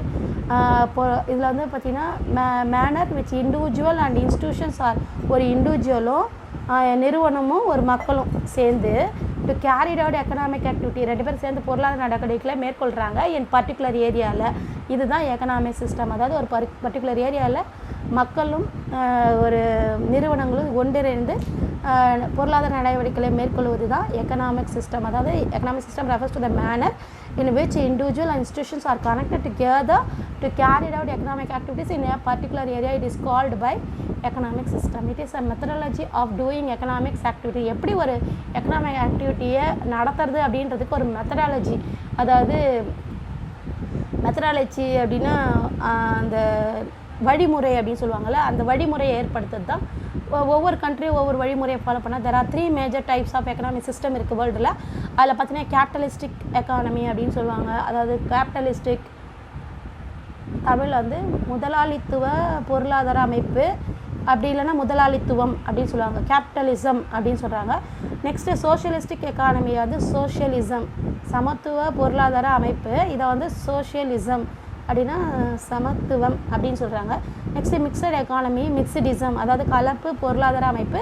இது வந்து கலப்பு பொருளாதாரம் இல்லைன்னா கலப்புத்துவம் அப்படின்னு சொல்கிறாங்க. ஓகேவா. நெக்ஸ்ட்டு டாபிக் பார்த்திங்கன்னா இங்கே உங்கள் புக்கில் குளோபலிசம் அப்படின்னு சொல்லிட்டு பாக்ஸில் கொடுத்துருக்காங்க. இதெல்லாம் கண்டிப்பாக 2 மார்க்ஸில் கேட்குறதுக்கு சான்சஸ் இருக்குது. 1 மார்க்லேயே வரும் இந்த இயர்லாம். Okay, the term coined by Manfred D. Steger 2002 to denote the new market ideology of globalization that connects a nation together through international trade and aiming at global development. அதாவது மான்ஃபர்ட் டி ஸ்டீகர் 2002 இந்த புது new market ideology of globalization that connects a nation together through international trade and aiming the global development. ஒரு நாடு வந்து அடுத்த லெவலுக்கு எடுத்துகிட்டு போகிறது, அதாவது உலக முன்னேற்றத்தை எதிர்நோக்கும் உலகமயமாக்குதல் என்ற புதிய அங்காடி, அதாவது நியூ மார்க்கெட்னா புதிய அங்காடி அப்படின்னு சொல்கிறாங்க. அந்த தத்துவத்தை வந்து குளோபலிசம் அப்படின்னு சொல்கிறாரு, உலகத்துவம் அப்படின்னு சொல்கிறாரு. ஓகேவா? மான்ஃப்ரெட் டி ஸ்டீகர் 2002 உருவாக்கியிருக்காரு. இது பார்த்திங்கன்னா விரிவுபடுத்துறது, அதாவது மார்க்கெட்டை எப்படி விரிவுபடுத்தலாம், மற்ற கண்ட்ரி வரைக்கும் நம்மளால் அந்த குவாலிட்டி ப்ராடக்ட் எடுத்துகிட்டு போக முடியுமா அப்படின்றதுக்கு ஒரு வாய்ப்பை ஏற்படுத்தி கொடுத்தவர் யாருன்னா இந்த மான்ஃப்ரெட் டி ஸ்டீகர் 2002 இந்த உலகத்துவம் அப்படின்ற குளோபலிசம் அப்படின்ற டேர்மை உருவாக்கியிருக்காரு. ஓகே, இதுக்கு இன்னொரு பேர் இருக்குது, எக்ஸ்டெண்டட் கேபிட்டலிசம் அப்படின்னு சொல்லுவாங்க. இந்த கேபிட்டலிசத்தோட எக்ஸ்டெண்டட் அப்படின்னு சொல்கிறாங்க, அதாவது ஒரு முதலாளித்துவத்தோட எக்ஸ்டென்ஷன் தான் இந்த கேபிட்டலிசம், இந்த குளோபலிசம் அப்படின்னு சொல்கிறாங்க. ஓகே, இது ரொம்ப முக்கியமான கொஸ்டினாக வரும். ஸோ இனிமேல் வர்றது 3 இதுவும் பார்க்க போகிறோம். இந்த 3 ரொம்ப முக்கியமானது, கொஞ்சம் நல்லா கவனிச்சுக்கோங்க. கேபிட்டலிசம் அண்ட் சோஷியலிசம் பார்த்திங்கன்னா 2 எக்ஸ்ட்ரீம் அண்ட் ஆப்போசிட் அப்ரோச்சஸ் சொல்லலாம். ரெண்டுமே பார்த்திங்கன்னா 2 அணுகுமுறை ஒன்றுக்கொன்று எதிரானது, ரொம்ப கான்ட்ராஸ்ட் அப்படின்னு சொல்ல முடியும். ஸோ இன் கேபிட்டலிசம் பார்த்திங்கன்னா இந்த total freedom and private ownership of means of production. இதில் பார்த்திங்கன்னா ப்ரொடக்ஷன் அப்படி பார்த்திங்கன்னா எல்லாமே ப்ரைவேட் ஓனர்ஷிப்பாக இருக்கும், கொஞ்சம் மட்டும்தான் கவர்மெண்ட்டோட இன்டர்ஃபரன்ஸ் இருக்கும், இது எல்லாமே வந்து பார்த்திங்கன்னா ப்ரைவேட் ஓனர்ஷிப். நெக்ஸ்ட் சோஷியலிசத்தில் பார்த்திங்கன்னா no freedom and private and there public ownership of all means of production. இதில் பார்த்திங்கன்னா ஃப்ரீடமே இருக்காது, அது வெதர் த கவர்மெண்ட்டாக இருந்தாலும் சரி ப்ரைவேட்டாக இருந்தாலும் சரி ஃப்ரீடம் கிடையாது, எல்லாமே controlled by under the controlled by government அப்படின்னு சொல்லலாம். நெக்ஸ்ட்டு பார்த்திங்கன்னா மிக்சிடிசமில் பார்த்திங்கன்னா டினோஸ் coexist capitalism and socialism அப்படின்னு சொல்கிறாங்க. அதாவது ரெண்டுமே சேர்ந்து இருக்கிறது தான் இந்த மிக்சிடிசம் அப்படின்னு சொல்லலாம். ஓகேவா? இந்த புக்கில் போட்டிருக்காங்க, ஒரு பிக்சர் போட்டிருக்காங்க பாருங்கள் அழகாக, சோஷியலிசம் கேபிட்டலிசம் அண்ட் மிக்சிடிசம் அப்படி சொல்லிட்டு 3 டைரக்ஷன்ஸ். இந்த உலகத்துலேயே 3 விஷயம் தான் ஃபாலோ பண்ணுறாங்க, இந்த 3 விதமான எக்கனாமிக் சிஸ்டம் தான் ஃபாலோ பண்ணிகிட்ருக்காங்க. இதில் பார்த்தீங்கன்னா மெரிட்ஸ் டிமெரிட்ஸ் நிறைய பார்க்க போகிறோம் இப்போ வரக்கூடிய செக்ஷனில். ஃபஸ்ட்டு நம்ம பார்க்க போகிறது capitalistic economy, capitalism.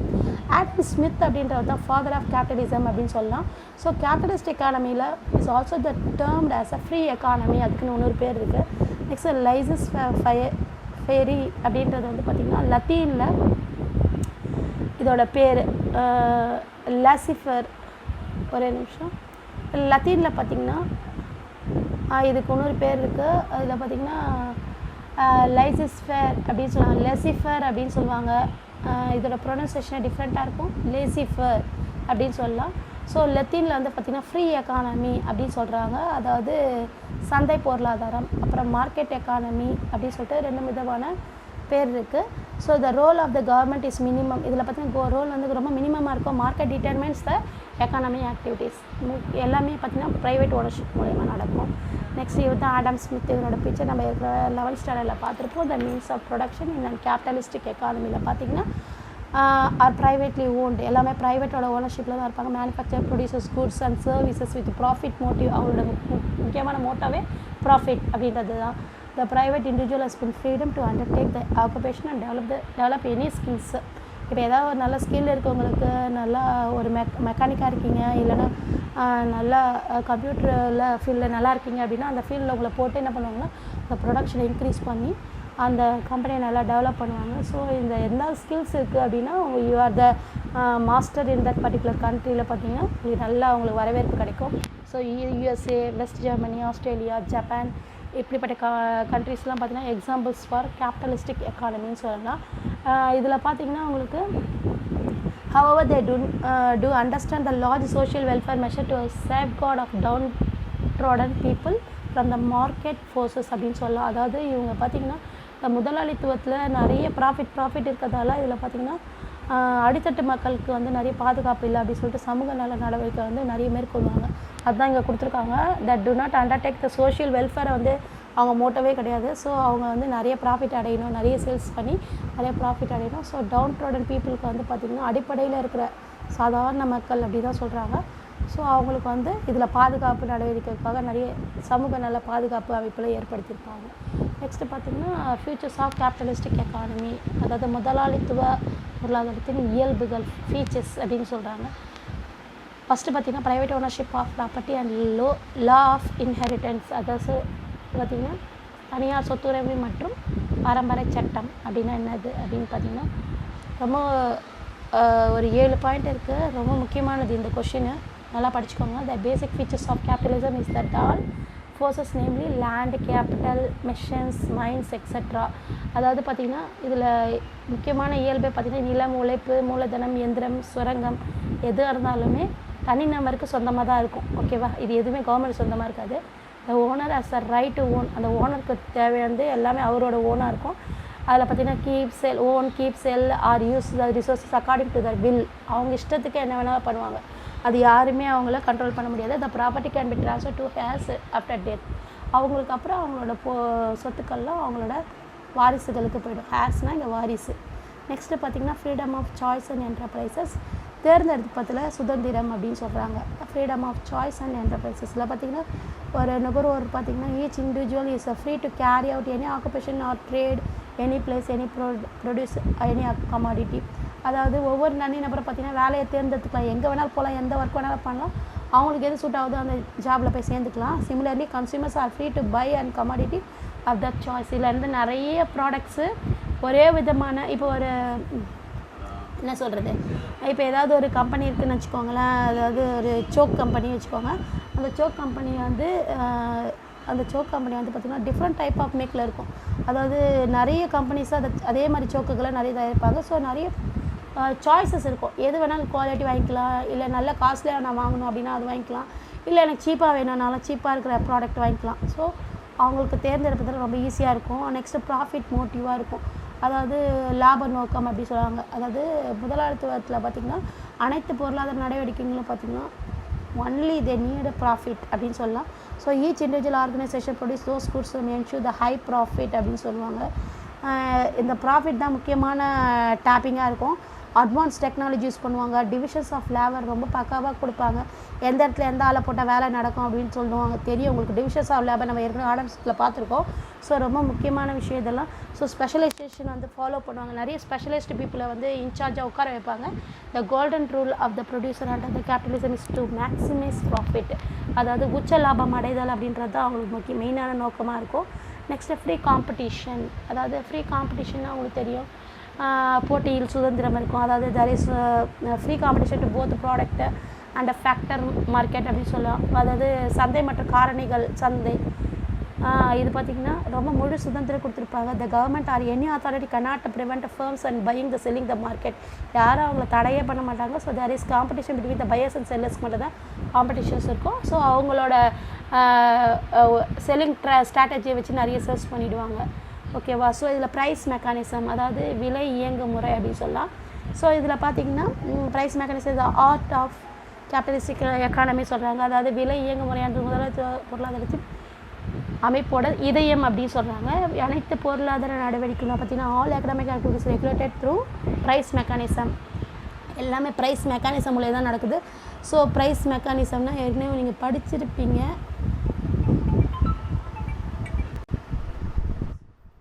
Okay, so நீங்கள் படிச்சிருப்பீங்க. As there is price mechanism. இந்த இடத்துல பார்த்திங்கன்னா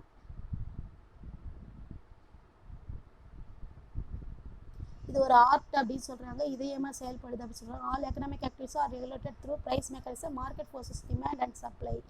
அடுத்தது பார்த்திங்கன்னா டிமாண்ட் அண்ட் சப்ளை எப்படி இருக்கும் அப்படின்னு பார்த்திங்கன்னா விலை இயங்கு முறை பார்த்திங்கன்னா தேவை மற்றும் அடிப்பங்கல் சக்தியெல்லாம் கட்டுப்படுத்துது அப்படின்னு சொல்கிறாங்க.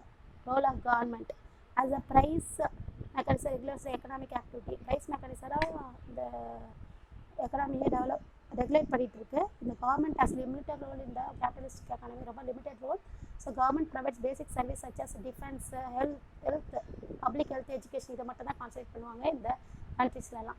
இன்இக்வாலிட்டிஸ் ஆஃப் இன்கம், அதாவது கேபிட்டலிஸ்ட் எக்கானமியில் பார்த்திங்கன்னா இன்இக்வாலிட்டி இருக்கும். ரிச் புவர் அப்படின்னு சொல்லுவாங்க. அதாவது ஹேவ் நாட்ஸ் அப்படின்னு சொல்லிட்டு 2 இருக்குது. அதாவது ஹேவ்ஸ் ஹேவ் நாட்ஸ்னால் அவங்களுக்கு தமிழ் என்ன சொல்லுவாங்கன்னா நிறைய பணம் வச்சுருப்பாங்க, சொத்து வச்சுருக்கவங்க, அதுக்கப்புறம் சொத்தே இல்லாதவங்க அப்படின்னு சொல்லலாம். ஹேவ்ஸ் அண்ட் ஹேவ் நாட்ஸ் என்ன பிரிச்சிருப்பாங்க. இதனால பணக்காரங்க ஏழைங்க அப்படின்னு சொல்லிட்டு 2 விதமாக, ரிச்சர் புவரர் அப்படின்னு சொல்லிட்டு 2ஆக செக்ரிகேட் ஆகிடும். இந்த economic inequality goes on increasing. இதனால் நிறைய பேர் வந்து பணக்காரங்களாக இருப்பாங்க, ஏழைகளாக இருப்பாங்க. ஸோ இவங்களுக்குள்ள அந்த இன்இக்வாலிட்டி இன்க்ரீஸ் ஆகிட்டே இருக்குது. Next merits of capitalism. இங்கே பார்த்தீங்கன்னா ஆட்டோமேட்டிக் ஒர்க்கிங், அதாவது வித்தவுட் எனி கவர்மெண்ட் இன்டர்வென்ஷன். பார்த்தீங்கன்னா இந்த ஒர்க்கெலாம் ஈஸியாக நடக்கும். ஏன்னா எல்லாத்துலேயுமே அதில் சூப்பர்வைசர்ஸ் இருப்பாங்க, எல்லாருமே கண்காணிச்சுட்டே இருப்பாங்க. ஸோ எல்லாமே ஒர்க் நல்லா நடக்கும். ஸோ எஃபிஷியன்ட் யூஸ் ஆஃப் ரிசோர்ஸஸை நல்ல ஆப்டிமம் லெவல் வரைக்கும் யூஸ் பண்ணி அதுலேருந்து ப்ராஃபிட் எடுப்பாங்க. நெக்ஸ்ட்டு இன்சென்டிவ்ஸ் ஃபார் ஹார்ட் ஒர்க்கை பார்த்திங்கன்னா நிறைய என்கரேஜ் பண்ணுவாங்க. ஆண்டர்பிரினர்ஸ் மோர் ப்ராஃபிட் மோர் எஃபிஷியன்சி, அதாவது நிறைய ப்ராஃபிட் வரும்போது அவங்களுக்கு நிறைய இன்சென்டிவ்ஸ் கொடுக்க ஆரம்பிச்சிடுவாங்க. இன்சென்டிவ்ஸ்னால் அவங்களுக்கு வேலைக்கு ஏற்ற ஊக்குவிக்கிறத விட கடின உழைப்புக்கு ஊக்குவிக்கப்படுவதும், அதே மாதிரி பார்த்திங்கன்னா லாபம் நிறைய வந்துச்சுன்னா அவங்களுக்கு இன்சென்டிவ்ஸ்னால் பணம் கொஞ்சம் கொஞ்சம் கொடுப்பாங்க, எக்ஸ்ட்ரா மணி கிடைக்கும். Economic progress, production and productivity level வந்து பார்த்திங்கன்னா வெரி ஹை இன் கேபிட்டலிஸ்டிக் எக்கானமியில். ரொம்ப அதிகமான உற்பத்தி நடந்துக்கிட்டே தான் இருக்கும். Next consumer sovereignty. அது பார்த்திங்கன்னா all production activities are aimed at satisfying the consumer. இது பார்த்திங்கன்னா எல்லா விதமான நுகர்வோர்களையும் சாட்டிஸ்ஃபை பண்ணுறாங்க. அதாவது நிறைய பொருட்களை விற்பனை பண்ணி நிறைய பேரை சாட்டிஸ்ஃபை பண்ணுவாங்க. ஸோ நுகர்வோர் வந்து ரொம்ப திருப்தியாக இருப்பாங்க இந்த நாட்டிலலாம். Higher rates of capital formation, increase in savings investment leads to higher rates of capital formation. So நிறைய சேமிப்பாங்க, ஏன்னா நிறைய பேருக்கு நிறைய பணம் கிடைக்கும், சேமிக்க ஆரம்பிப்பாங்க. அது வந்து இன்வெஸ்ட்மெண்ட்டாக மாறி நிறைய ப்ரொடக்ஷனும் நடக்கும். டெவலப்மெண்ட் ஆஃப் நியூ டெக்னாலஜி, நிறைய புது டெக்னாலஜி யூஸ் பண்ணி ப்ராஃபிட் வந்து அவங்களோட மெயின் எய்ம்ன்றதில் நிறைய புதுசாக இருக்க டெக்னாலஜி மிஷினரிஸ்லாம் செட்டப் பண்ணி நிறைய ப்ராஃபிட் அடைவாங்க இந்த கேபிட்டலிஸ்டிக் எக்கானமியில். இதுலேயும் டிமெரிட்ஸ் இருக்குது. Concentration of wealth and income. இதில் பார்த்தீங்கன்னா அவங்க வெறும் வெல்த்தை தான் மட்டும்தான் பார்த்துட்டே இருப்பாங்க. ஸோ அதனால் பார்த்திங்கன்னா சில பேருக்கு விட்டப்பட்டது நிறைய பணம் இருக்கும், சில பேருக்கு நிறைய பணம் இருக்காது. இதனால் வந்து பார்த்திங்கன்னா இன்க்ரீஸ் இன்இக்வாலிட்டிஸ் ஆஃப் இன்கம். இதனால் நிறைய வேறுபாடு வர, ரிச் புவர் அப்படின்னு சொல்லிட்டு நிறைய வேறுபாடுலாம் இங்கே இருக்கும். வேஸ்டேஜஸ் ஆஃப் ரிசோர்ஸ், நிறைய ப்ரொடக்ஷன் பண்ணிகிட்டே இருக்குது. அதாவது நிறைய காம்படிட்டிவ் ப்ரொடக்ஷன்ஸ், அட்வர்டைஸ்மெண்ட்டு இதுமாதிரி பண்ணுறதால பார்த்திங்கன்னா நிறைய டூப்ளிகேஷன். ஓகேவா, அந்த வளங்களை நிறைய பாழாக்கிறது. மற்ற நாட்டில் நிறைய கம்பெனி செட் பண்ணியிருப்பாங்க. ஸோ அந்த நாட்டோட வளத்தில் பால் பண்ணுவாங்க, அதாவது அவங்களோட நேச்சுரல் ரிசோர்ஸஸ் எல்லாம் ரொம்ப அழிச்சிடுவாங்க. ஸோ இது மாதிரி வேஸ்டேஜஸ் ஆஃப் ரிசோர்ஸஸ்லாம் இருக்குது. அட்வர்டைஸ்மெண்ட் பற்றி நிறைய டூப்ளிகேஷன் ப்ராடக்ட்ஸ்க்கும் இது நல்ல குவாலிட்டி அப்படின்னு சொல்லிட்டு பொய்யா ஒரு அட்வர்டைஸ்மெண்ட்லாம் கொடுப்பாங்க. ஸோ அதெல்லாம் பார்த்து தான் அவங்க மக்கள். ஓகேவா, நெக்ஸ்ட்டு பார்த்தீங்கன்னா கிளாஸ் ஸ்ட்ரகிள், வகுப்பு போராட்டம் நடக்கும். இதில் பார்த்தீங்கன்னா முதலாளிங்க வேலைக்காரங்க அப்படின்னு சொல்லிட்டு நிறைய சண்டை நடந்துகிட்டே இருக்கும். எப்போ பார்த்தாலும் ஒர்க்கர்ஸ்க்கும் அந்த இவங்களுக்கும், அதாவது அந்த ஓனர்ஸ்க்கும் நிறைய ஃபைட்டிங் நடந்துகிட்டே இருக்கும் இந்த எக்கனாமிக்ஸில். நெக்ஸ்ட்டு வாணிபச்சூழல் அப்படி பார்த்திங்கன்னா பிஸ்னஸ் சைக்கிள் பார்த்திங்கன்னா ரொம்ப வயலண்ட்டாக இருக்கும், ஃப்ளக்சுவேஷன் நிறைய இருக்கும். வெளில போனால் வெளில போயிடணும். அதே மாதிரி ரெக்கவரி டைமில் தான் உங்களை திருப்பி கூப்பிடுவாங்க. லாக்டவுன் ஆகும் நிறைய கம்பெனிஸ், ஏன்னா நிறைய ப்ரொடக்ஷன் பண்ணிட்டு சேல்ஸ் ஆகலை, காம்படிஷன் நிறையா இருக்கும். ஸோ நிறைய பிஸ்னஸ் சைக்கிளில் நிறைய வயலன்ஸ்லாம் நடக்கும். ஓகேவா, ஃப்ளக்சுவேஷன் அண்ட் க்ரைசிஸ்லாம் உருவாகும். Next production and non essential goods அப்படின்னு சொல்லலாம். Even the harmful goods are produced if there is possibility to make profit. அதாவது இவங்களுக்கு லாபம் மட்டும் நோக்கமாக இருக்கிறதால என்ன பண்ணுவாங்கன்னா தீமையான பொருட்கள், அதாவது லிக்கரு, சிகரெட், அது மாதிரி ஆல்கஹால் சம்மந்தப்பட்ட பொருட்கள், போதை மருந்துகள் இதெல்லாமே தயாரிக்குவாங்க. ஏன்னா அவங்களுக்கு முக்கியமான என்ன நோக்கம் அப்படின்னா ப்ராஃபிட் அப்படின்றது தான். ஓகேவா, ஸோ இதில் இருக்க நிறைய 5 டிமெரிட்ஸ் கொடுத்துருக்காங்க. இது நல்லா படிச்சுக்கோங்க. கண்டிப்பாக ஏதாவது ஒரு எக்கனாமிக் சிஸ்டம் கேட்பாங்க. ஸோ 2-3 நல்லா தரவாக இருந்தீங்கன்னா ரொம்ப ஈஸியாக இருக்கும். சோஷியலிஸ்டிக் எக்கானமி இல்லைனா சோஷியலிசம் அப்படின்னு சொல்லலாம். இவர் வந்து பார்த்திங்கன்னா அதில் ஆடம் ஸ்மித் வந்து ஃபாதர் சொன்னால், இதில் வந்து கார்ல் மார்க்ஸ் அப்படின்றது தான் ஃபாதர் ஆஃப் சோஷியலிசம் சொல்லலாம். சோஷியலிசத்தில் பார்த்திங்கன்னா refer to the system of total planning, public ownership, state control and economics activities இருக்கும். அதாவது எல்லாமே கவர்மெண்ட்டோட, அரசோட கட்டுப்பாட்டில் தான் எல்லாமே இயங்கிட்டு இருக்கும். ஓகே, இதில் பார்த்திங்கன்னா socialism defines a way of organizing the society in major industries are owned and controlled by the government. எல்லாமே கவர்மெண்ட் தான் கண்ட்ரோல் பண்ண போகிறாங்க. இதில் பார்த்திங்கன்னா socialist economy is also known as இவர் தான் கார்ல் மார்க்ஸோட picture. Planned economy, command economy சொல்லுவாங்க. அதாவது திட்டமிட்ட பொருளாதாரம் அல்லது கட்டளை பொருளாதாரம் அப்படின்னு சொல்லுவாங்க. கவர்மெண்ட் ஆர்டர் பண்ணுறதால இது கட்டளை பொருளாதாரம் இன்னொரு பேர் இருக்குது. இவர் தான் father of socialism, Karl Marx அப்படின்னு சொல்லலாம். In socialist economy all resources பார்த்தீங்கன்னா are owned and operated by the government தான். ஸோ பப்ளிக் வெல்ஃபேர் பார்த்தீங்கன்னா அதுதான் மெயின் மோட்டிவாக இருக்கும். அங்கே பார்த்தீங்கன்னா ப்ராஃபிட் மோட்டிவே, இங்கே பப்ளிக்கோட வெல்ஃபேர் தான் motive. All economics activities it aims equality இந்த distribution of income and wealth and equal opportunity to all. எல்லாருக்கும் பார்த்தீங்கன்னா வெல்த், டிஸ்ட்ரிபியூஷன் ஆஃப் இன்கம் எல்லாமே ஈக்குவலாக இருக்கும். Russia, China, Vietnam, Poland and Cuba are the examples of socialistic economy, but now there are absolutely a socialist economies. அதில் வந்துட்டு எல்லாமே ஆப்சல்யூட்டாக socialistic எக்கானமிஸான்னு பார்த்தீங்கன்னா இல்லை, இப்போல்லாம் நோ அப்படின்னு சொல்லியிருக்காங்க. அதில் கொஞ்சம் ப்ரைவேட் ஓனர்ஷிப்பும் வந்துட்டு இருக்கு. இதில் பார்த்தீங்கன்னா கட்டளை பொருளாதாரத்தில் கமாண்ட் எக்கானமி ஒரு பிக்சர் கொடுத்துருக்காங்க. வாட் டு ப்ரொடியூஸ், என்ன உற்பத்தி செய்வது, ஹவு டு ப்ரொடியூஸ், எவ்வாறு உற்பத்தி செய்வது, for whom to produce, so யாருக்காக உற்பத்தி செய்வது அப்படின்னு சொல்லிட்டு ரொம்ப பெரிய இது விஷயத்தை நம்ம 11th ஸ்டாண்டர்டில் ப்ரொடக்ஷன் பாசிபிலிட்டி கர்வ் அப்படின்னு சொல்லிட்டு பார்த்தோம். இதில் பார்த்தீங்கன்னா completely determine and controlled by the central authority. மைய அமைப்பு அனைத்து கட்டுப்படுத்த முடிவு செய்வது தான் இருக்கிறதால இதில் அந்த ப்ராப்ளம்ஸ்லாம் இருக்கவே இருக்காது. ஸோ ஃபீச்சர்ஸ் ஆஃப் சோஷியலிசம், இதோட தன்மை பண்புகள் எப்படி இருக்கும்னு பார்க்கலாம். இயல்புகள் அப்படின்னு சொல்லுவாங்க. ஃபீச்சர்ஸ் அப்படின்னா இயல்புகள், ஓகேவா. இதில் பார்த்தீங்கன்னா public ownership of means of production. அதில் பப்ளிக் ஓனர்ஷிப்னா கவர்மெண்ட்டு தான் பப்ளிக் ஓனர்ஷிப் சொல்லுவாங்க. ப்ரைவேட் ஓனர்ஷிப்னா முதலாளித்துவம்னா வச்சுக்கோங்க. So all resources are owned by the government. அதனால என்ன பண்ணுவாங்கன்னா all the factors of production nationalise manager and public authority. So எல்லாமே கவர்மெண்ட்டே மேனேஜ் பண்ணிட்டோம். இதில் இவங்களுக்கு எந்த பிரச்சனையும் இருக்காது. அடுத்தது சென்ட்ரல் பிளானிங். அதாவது இதில் வந்து central planning is an integral part of the socialistic economy. இந்த system all decision undertaken by the central planning authority. இது எல்லாமே சென்ட்ரல் பிளானிங் அத்தாரிட்டி. அவர் யார், மைய திட்டமிடல் அப்படின்னு சொல்லுவாங்க. அவங்களுக்கான அதிகாரத்தால் கவர்மெண்ட்டே எல்லாமே பண்ணிடுது, ஓகேவா. அதிகபட்ச சமூக நலன், social benefit, maximum social benefit இருக்கும், யாருக்கும் எதுவுமே ஆகாது. So social guiding the principle behind all economics activity, investment or plant and such a way to benefit the distributed the society at a large. So எல்லாமே மக்களுக்கு வந்து பெனிஃபிட்டாக இருக்கக்கூடியது தான் நடக்க போகுது. நாங்கள் எந்த பிரச்சனையும் இல்லை. நெக்ஸ்ட்டு நான் existence of competition under this socialistic economic system பார்த்தீங்கன்னா there is access of competition in the market. The state has full control over production and distribution of goods and services. The consumers will have limited choice அப்படி இருக்கும். அதாவது இதில் பார்த்தீங்கன்னா நிறைய பேர் உற்பத்தி பண்ண மாட்டாங்க. ஸோ அதில் கேரக்டரிஸ்டிக்கில் பார்த்தீங்கன்னா நிறைய சாய்ஸஸ் இருக்கும். எந்த பொருள் வாங்கலாம், இல்லை அதே சிமிலராக இன்னொரு பொருள் இருக்கும். ஸோ அதை வாங்கிக்கலாம். ஏன்னா இதில் சாய்ஸஸ் இருக்காது. கவர்மெண்ட்டே ப்ரொடியூஸ் பண்ணுறதுல 1 இல்லை 2 தான் இருக்கும். ஸோ இது இல்லைன்னா அதுதான் வாங்கணும் அப்படின்ற நிலைமை தலைப்படுவாங்க. ஸோ சாய்ஸஸ் இருக்காது. கன்சம்ஷனில் வந்து சாய்ஸஸே இருக்காது. Causes of price mechanism. இங்கே பார்த்தீங்கன்னா ப்ரைஸ் மெக்கானிசமே கிடையாது. கரெக்டான ப்ராஃபிட்டில் தான் வச்சுருப்பாங்க. ரொம்ப அதிகமான ப்ராஃபிட்டே இருக்காது. ஸோ ப்ரைஸ் மெக்கானிசத்துக்கு இங்கே வேலையே கிடையாது. எல்லாமே சென்ட்ரல் பிளானிங் அத்தாரிட்டி மூலிமா நடக்கிறதால no problem at all. Equality of income எப்படி இருக்கும், எல்லாத்துக்கும் ஈக்குவலாக சேலரி கொடுப்பாங்க. அதாவது டீச்சர்னால் எல்லா டீச்சர்ஸ்க்கும் ஒரே சேலரி தான். அதே மாதிரி ஒரு அட்டெண்டருக்குலாம் ஒரே சேலரி, ஒரு டெக்னீஷியனுக்குலாம் ஒரே சேலரி, ஈக்குவல் சேலரி இருக்கும். ஸோ எந்த கம்பெனி போனாலும் அதே தான் இருக்கும். So another essential features of socialism removal and reduction of economic inequalities. So under the socialism private property and law of inheritance do not exist. இல்லை பார்த்தீங்கன்னா இது என்னோட ப்ரைவேட் ப்ராப்பர்ட்டி, எனக்கு அப்புறம் எனக்கு வாரிசுக்கு அப்படிலாம் எதுவுமே கிடையாது. எல்லாமே கவர்மெண்ட்டோட ப்ராப்பர்ட்டி. ஸோ எந்த பிரச்சனையுமே இருக்காது. Equality of opportunity, equal opportunity எல்லாருக்கும் கிடைக்கும். ஃப்ரீ ஹெல்த், எஜுகேஷனு எல்லாமே, ப்ரொஃபஷனல் ட்ரைனிங் எல்லாமே ஃப்ரீயாக இருக்கும். So easy to survive in this socialism அப்படி சொல்லலாம். கேஷ்லெஸ் சொசைட்டியாக இருக்கும். அதாவது எல்லாருக்கிட்டையும் நிறைய பணம் இருக்கானா அதுக்கு மாதிரி இருக்காது. அதனால் எல்லாருக்கிட்டையும் வந்து எல்லோரும் ஒரே மாதிரியாக இருப்பாங்க. ஸோ பிரச்சனை வராது.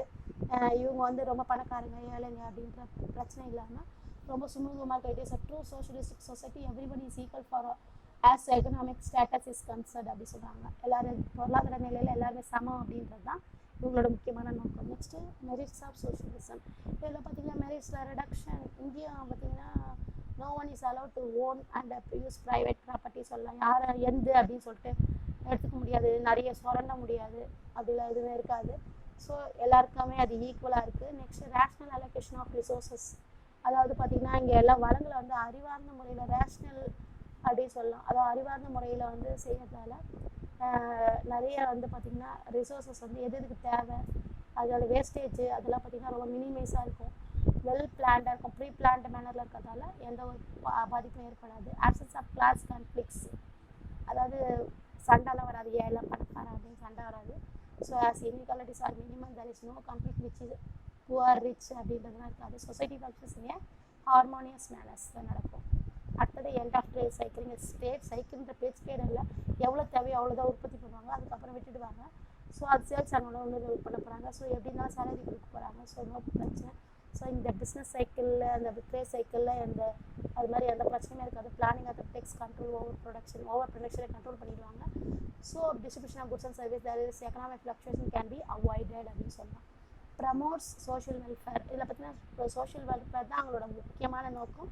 ஸோ அதை வந்து முன்னேற்றமாக பண்ணிகிட்டே இருப்பாங்க. அப்சன்ஸ் ஆஃப் எக்ஸ்ப்ளாய்டேஷனே இருக்காது. அதாவது என்ன சொல்கிறது, எந்த ஒரு எக்ஸ்ப்ளாய்டேஷனும் நசுக்க மாட்டாங்க. வேலையாட்களை வேலையை ரொம்ப வாங்குவாங்க அப்படிலாம் கிடையாது. Avoidance of trade cycle and increase of productivity efficiency help to promote the social welfare நிறையா இருக்குது. ஓகேவா. நெக்ஸ்ட்டு பார்த்தீங்கன்னா டிமெரிட்ஸ். இதுலேயும் என்ன இதில் கூடவா டிமெரிட்ஸ் அப்படின்னு கேட்கலாம். அப்படியே நிறைய டிமெரிட்ஸும் இருக்குது. ஓகேவா. இதில் பார்த்தீங்கன்னா ரெட் டேப்பிசம் அண்ட் பியூரோக்ரசி. ஏற்கனவே நம்ம 11th ஸ்டாண்டர்டில் படித்தது தான். ரெட் டேப்பிசம் எல்லா ஒர்க்கும் மூலமாக நடக்கும். அதாவது as a decision has taken government agencies approval of many official movement files from one table to another table. It means red tapism. எல்லா ஒர்க்கும் ரொம்ப ஸ்லோவாக நடந்தால் அது பேர் ரெட் டேப்பிசம் அப்படின்னு சொல்லுவாங்க. அதுக்கு அடுத்தது பார்த்தீங்கன்னா ஆப்சன்ஸ் ஆஃப் இன்சென்டிவே கிடையாது. ஏன்னு சொன்னீங்கன்னா நிறைய உற்பத்தி பண்ணணும்னு அவசியம் இல்லை, 2-3 கம்பெனி தான் இருக்கும். ஸோ அந்த கம்பெனியில் இருக்க ப்ராடக்ட் தான் எல்லோரும் வாங்க போகிறாங்க. ஸோ நிறைய உற்பத்தி பண்ணி நிறைய ப்ராஃபிட்டே கிடையாது. ஸோ இங்கே வந்து பார்த்திங்கன்னா இன்சென்டிவே இருக்காது. நல்லா ஒர்க் பண்ணது தான் சேலரி, நல்லா ஒர்க் பண்ணலன்னா இன்சென்டிவ் அப்படிலாம் கிடையாது. எல்லாருக்கும் ஒரே மாதிரியான விஷயன்றதால major limitation of socialism that it is does not provide any incentive to efficiency. ஒருத்தர் நல்லா பண்ணுறான் அப்படின்னாலும் அவனுக்கு நிறைய சேலரி கிடையாது, ஒருத்தர் நல்லா பண்ணலனாலும் அவனுக்கு சேலரி கொடுக்காம இருக்க போகிறதில்ல. ஸோ இங்கே options of incentive, limited freedom of choice. அதாவது ஃப்ரீடம் ஆஃப் கன்சியூமருக்கு வந்து 2 பொருள் தான் இருக்கும், அதனால் அந்த சாய்ஸ் ரொம்ப கம்மியாக இருக்கும். நெக்ஸ்ட் கான்சன்ட்ரேஷன் ஆஃப் பவர் அப்படின்னு சொன்னோம்னா the state takes all the major decision. அதாவது ஸ்டேட் வந்து எல்லா இதையும் அவங்க தான் எல்லா டிசைட் பண்ணுவாங்க. Private takes no initiative making economic decision. So private companies இருக்கும் கொஞ்சம், அந்த கம்பெனிக்காக நிறைய மிஸ்யூஸ் பண்ணுவாங்க அந்த கவர்மெண்ட் ஆஃபீஸஸ்லாம். ஓகேவா. ஸோ அது வந்து கொஞ்சம் ப்ராப்ளமாக இருக்கும். இங்கேயும் நிறைய பிரச்சனை தான் இருக்குது. நெக்ஸ்ட்டு கலப்பு பொருளாதாரம், that is mixed economy or mixedism. ஒரு பிக்சர் கொடுத்துருக்காங்க உங்களுக்கு. ஒரு பக்கம் வந்து பார்த்திங்கன்னா பியூர் பிளான்ட் எக்கானமி அப்படின்னு சொல்கிறாங்க, இன்னொரு பக்கம் pure free market economy. Okay. So இதில் பார்த்திங்கன்னா எக்கனாமிக் சிஸ்டம் போட்டு இங்கே பார்த்திங்கன்னா கம்யூனிசம், அங்கே பியூர் காம்படிஷன், கலப்பு பொருளாதாரம் அப்படின்னு சொல்லிட்டு சமத்துவ சார்பு, முதலாளி சார்பு எல்லாமே மிக்ஸ் பண்ணி கொடுத்துருக்காங்க. அது உங்களுக்கு புரிஞ்சிக்கிறதுக்காக. ஓகேவா. ஃபார் எக்ஸாம்பிள் கண்ட்ரி பார்த்திங்கன்னா இதில் நார்த் கொரியா, சைனா, வெனிசுலா, அடுத்தது France, Sweden and Japan, United states, Japan, இதெல்லாம் சேர்ந்து இவங்க என்னென்ன பண்ணுறாங்களோ இதெல்லாம் சேர்ந்து வரது தான் இந்த மிக்ஸ்டிசம் அப்படின்னு சொல்கிறாங்க. நம்ம mixed economies both private and public செக்டாரில் எக்ஸிஸ்டாக இருக்கும். Together towards economic development. ரெண்டுமே டெவலப்மெண்ட்டுக்காக தான் இது பண்ணியிருக்காங்க. சீக்கிரம் ரேப்பிட் டெவலப்மெண்ட் வரணும் அப்படின்றதுக்காக இந்த ரெண்டுத்தையும் சேர்த்து பண்ணுறாங்க. It's a combination of both capitalism and socialism. It tends eliminates evils of both capitalism and socialism. சோஷியலிசத்துக்கு கேபிட்டலிசத்துக்கு இருக்க டிமெரிட்ஸை எடுத்துகிட்டு அதோட மெரிட்ஸோட வச்சு மட்டும் இந்த இது ஆரம்பிச்சிருக்காங்க. ஃபீச்சர்ஸ் ஆஃப் மிக்சட் எக்கானமி எப்படி இருக்கும் பாருங்கள். இதில் பார்த்தீங்கன்னா கலப்பு பொருளாதாரத்தில் பார்த்தீங்கன்னா இதுலேயும் ஒரு 6 டாபிக் கொடுத்துருக்காங்க ஃபீச்சர்ஸில். Ownership, property and means of production. இதில் பார்த்தீங்கன்னா 2 பேரோட ஓனர்ஷிப்பும் இருக்கும். அதாவது ப்ரைவேட் ஓனர்ஷிப்பும் இருக்கும், பப்ளிக் ஓனர்ஷிப்பும் இருக்கும். The means of production property is owned by the public and private. Public and private have right to purchase. Next use the transfer the resources. அதாவது 2 பேருமே அவங்களுக்கு ரைட்ஸ் இருக்குது பர்ச்சேஸ் பண்ணுறதுக்கு, அதுமாதிரி ரிசோர்ஸஸ் யூஸ் பண்ணுறதுக்கும் நிறைய ரைட்ஸ் இருக்குது. Next existence of private and public sector அப்படின்னு கொடுத்துருக்காங்க. இந்த எக்கனாமிக்ஸில் பார்த்திங்கன்னா ப்ரைவேட் பப்ளிக் செக்டார் ரெண்டுமே எக்ஸிஸ்டாக இருக்கும். ப்ரைவேட் இண்டஸ்ட்ரீஸ் இருக்கும், அண்டர்டேக் ஆக்டிவிட்டிஸ் சிமிலர்லி ஃபார் ப்ராஃபிட்டாக இருக்கும். பப்ளிக் செக்டார் வந்து பார்த்திங்கன்னா அது கொஞ்சம் சோஷியல் வெல்ஃபேருக்கு ஏற்ற மாதிரி இருக்கும் அப்படின்னு சொல்கிறாங்க. எக்கனாமிக் பிளானிங் எப்படி இருக்கும் அப்படின்னா பிளானிங் அத்தாரிட்டி பர்பஸில் எக்கனாமிக் பிளான் பண்ணுவாங்க, கவர்மெண்ட் தான் பண்ணுறாங்க. National plans are drawn by the government and both private sector and public செக்டாரை அபைட் பண்ணி தான் இந்த நிறுத்தி எழுதுறாங்க. இன் ஜெனரல் செக்டார் எக்கனாமியில் பார்த்தீங்கன்னா functions according the objectives priorities targets laid down இந்த பிளான். அதாவது எல்லாத்துக்கும் அவங்க ஒபே பண்ணணும். அதாவது என்னதான் கவர்மெண்ட் இது வெளியிட்டாலும் இதை வந்து ஒபே பண்ணுறது யாருன்னா ப்ரைவேட்டும் ஒபே பண்ணணும் அப்படின்னு சொல்லியிருக்காங்க. ஸோ இந்த ரூல்ஸ் அண்ட் ரெகுலேஷன்ஸை ஃபாலோ பண்ணணும்னு சொல்கிறாங்க. நெக்ஸ்ட்டு பார்த்தீங்கன்னா சொல்யூஷன் ஆஃப் எக்கனாமிக் ப்ராப்ளம். அதாவது பேசிக் ப்ராப்ளம் அந்த what to produce, how to produce, for whom to ப்ரொடியூஸ்னு இருக்குது. அதுக்கு வந்து பார்த்திங்கன்னா இல்லை இதை சால்வ் பண்ணுறதுக்கு நிறைய மெக்கானிசம் ஸ்டேட் இன்டர்வென்ஷன் பண்ணுறாங்க. கவர்மெண்ட்டே நிறைய ப்ரைஸ் மெக்கானிசம், அதாவது விலை இயக்குமுறை எல்லாமே ப்ரைஸ் ஃபிக்ஸ் பண்ணுறாங்க கவர்மெண்ட்டு. இதுலேயே கவர்மெண்ட்டோட தலையீடு இருக்கும், இன்டர்வென்ஷனாக இருக்கும். ஏன்னா இதில் வந்து ரொம்பவும் அதிகமான ப்ராஃபிட் வந்துடக்கூடாது. அது எப்படி போச்சுன்னா கேரக்டரிஸ்டிக் ஆகிடும். ஸோ அவங்க மக்களுக்கு தேவையானது கரெக்டாக கொடுக்கறதுக்கு தயாராக இருக்காங்க with help of the government intervention மூலயமா.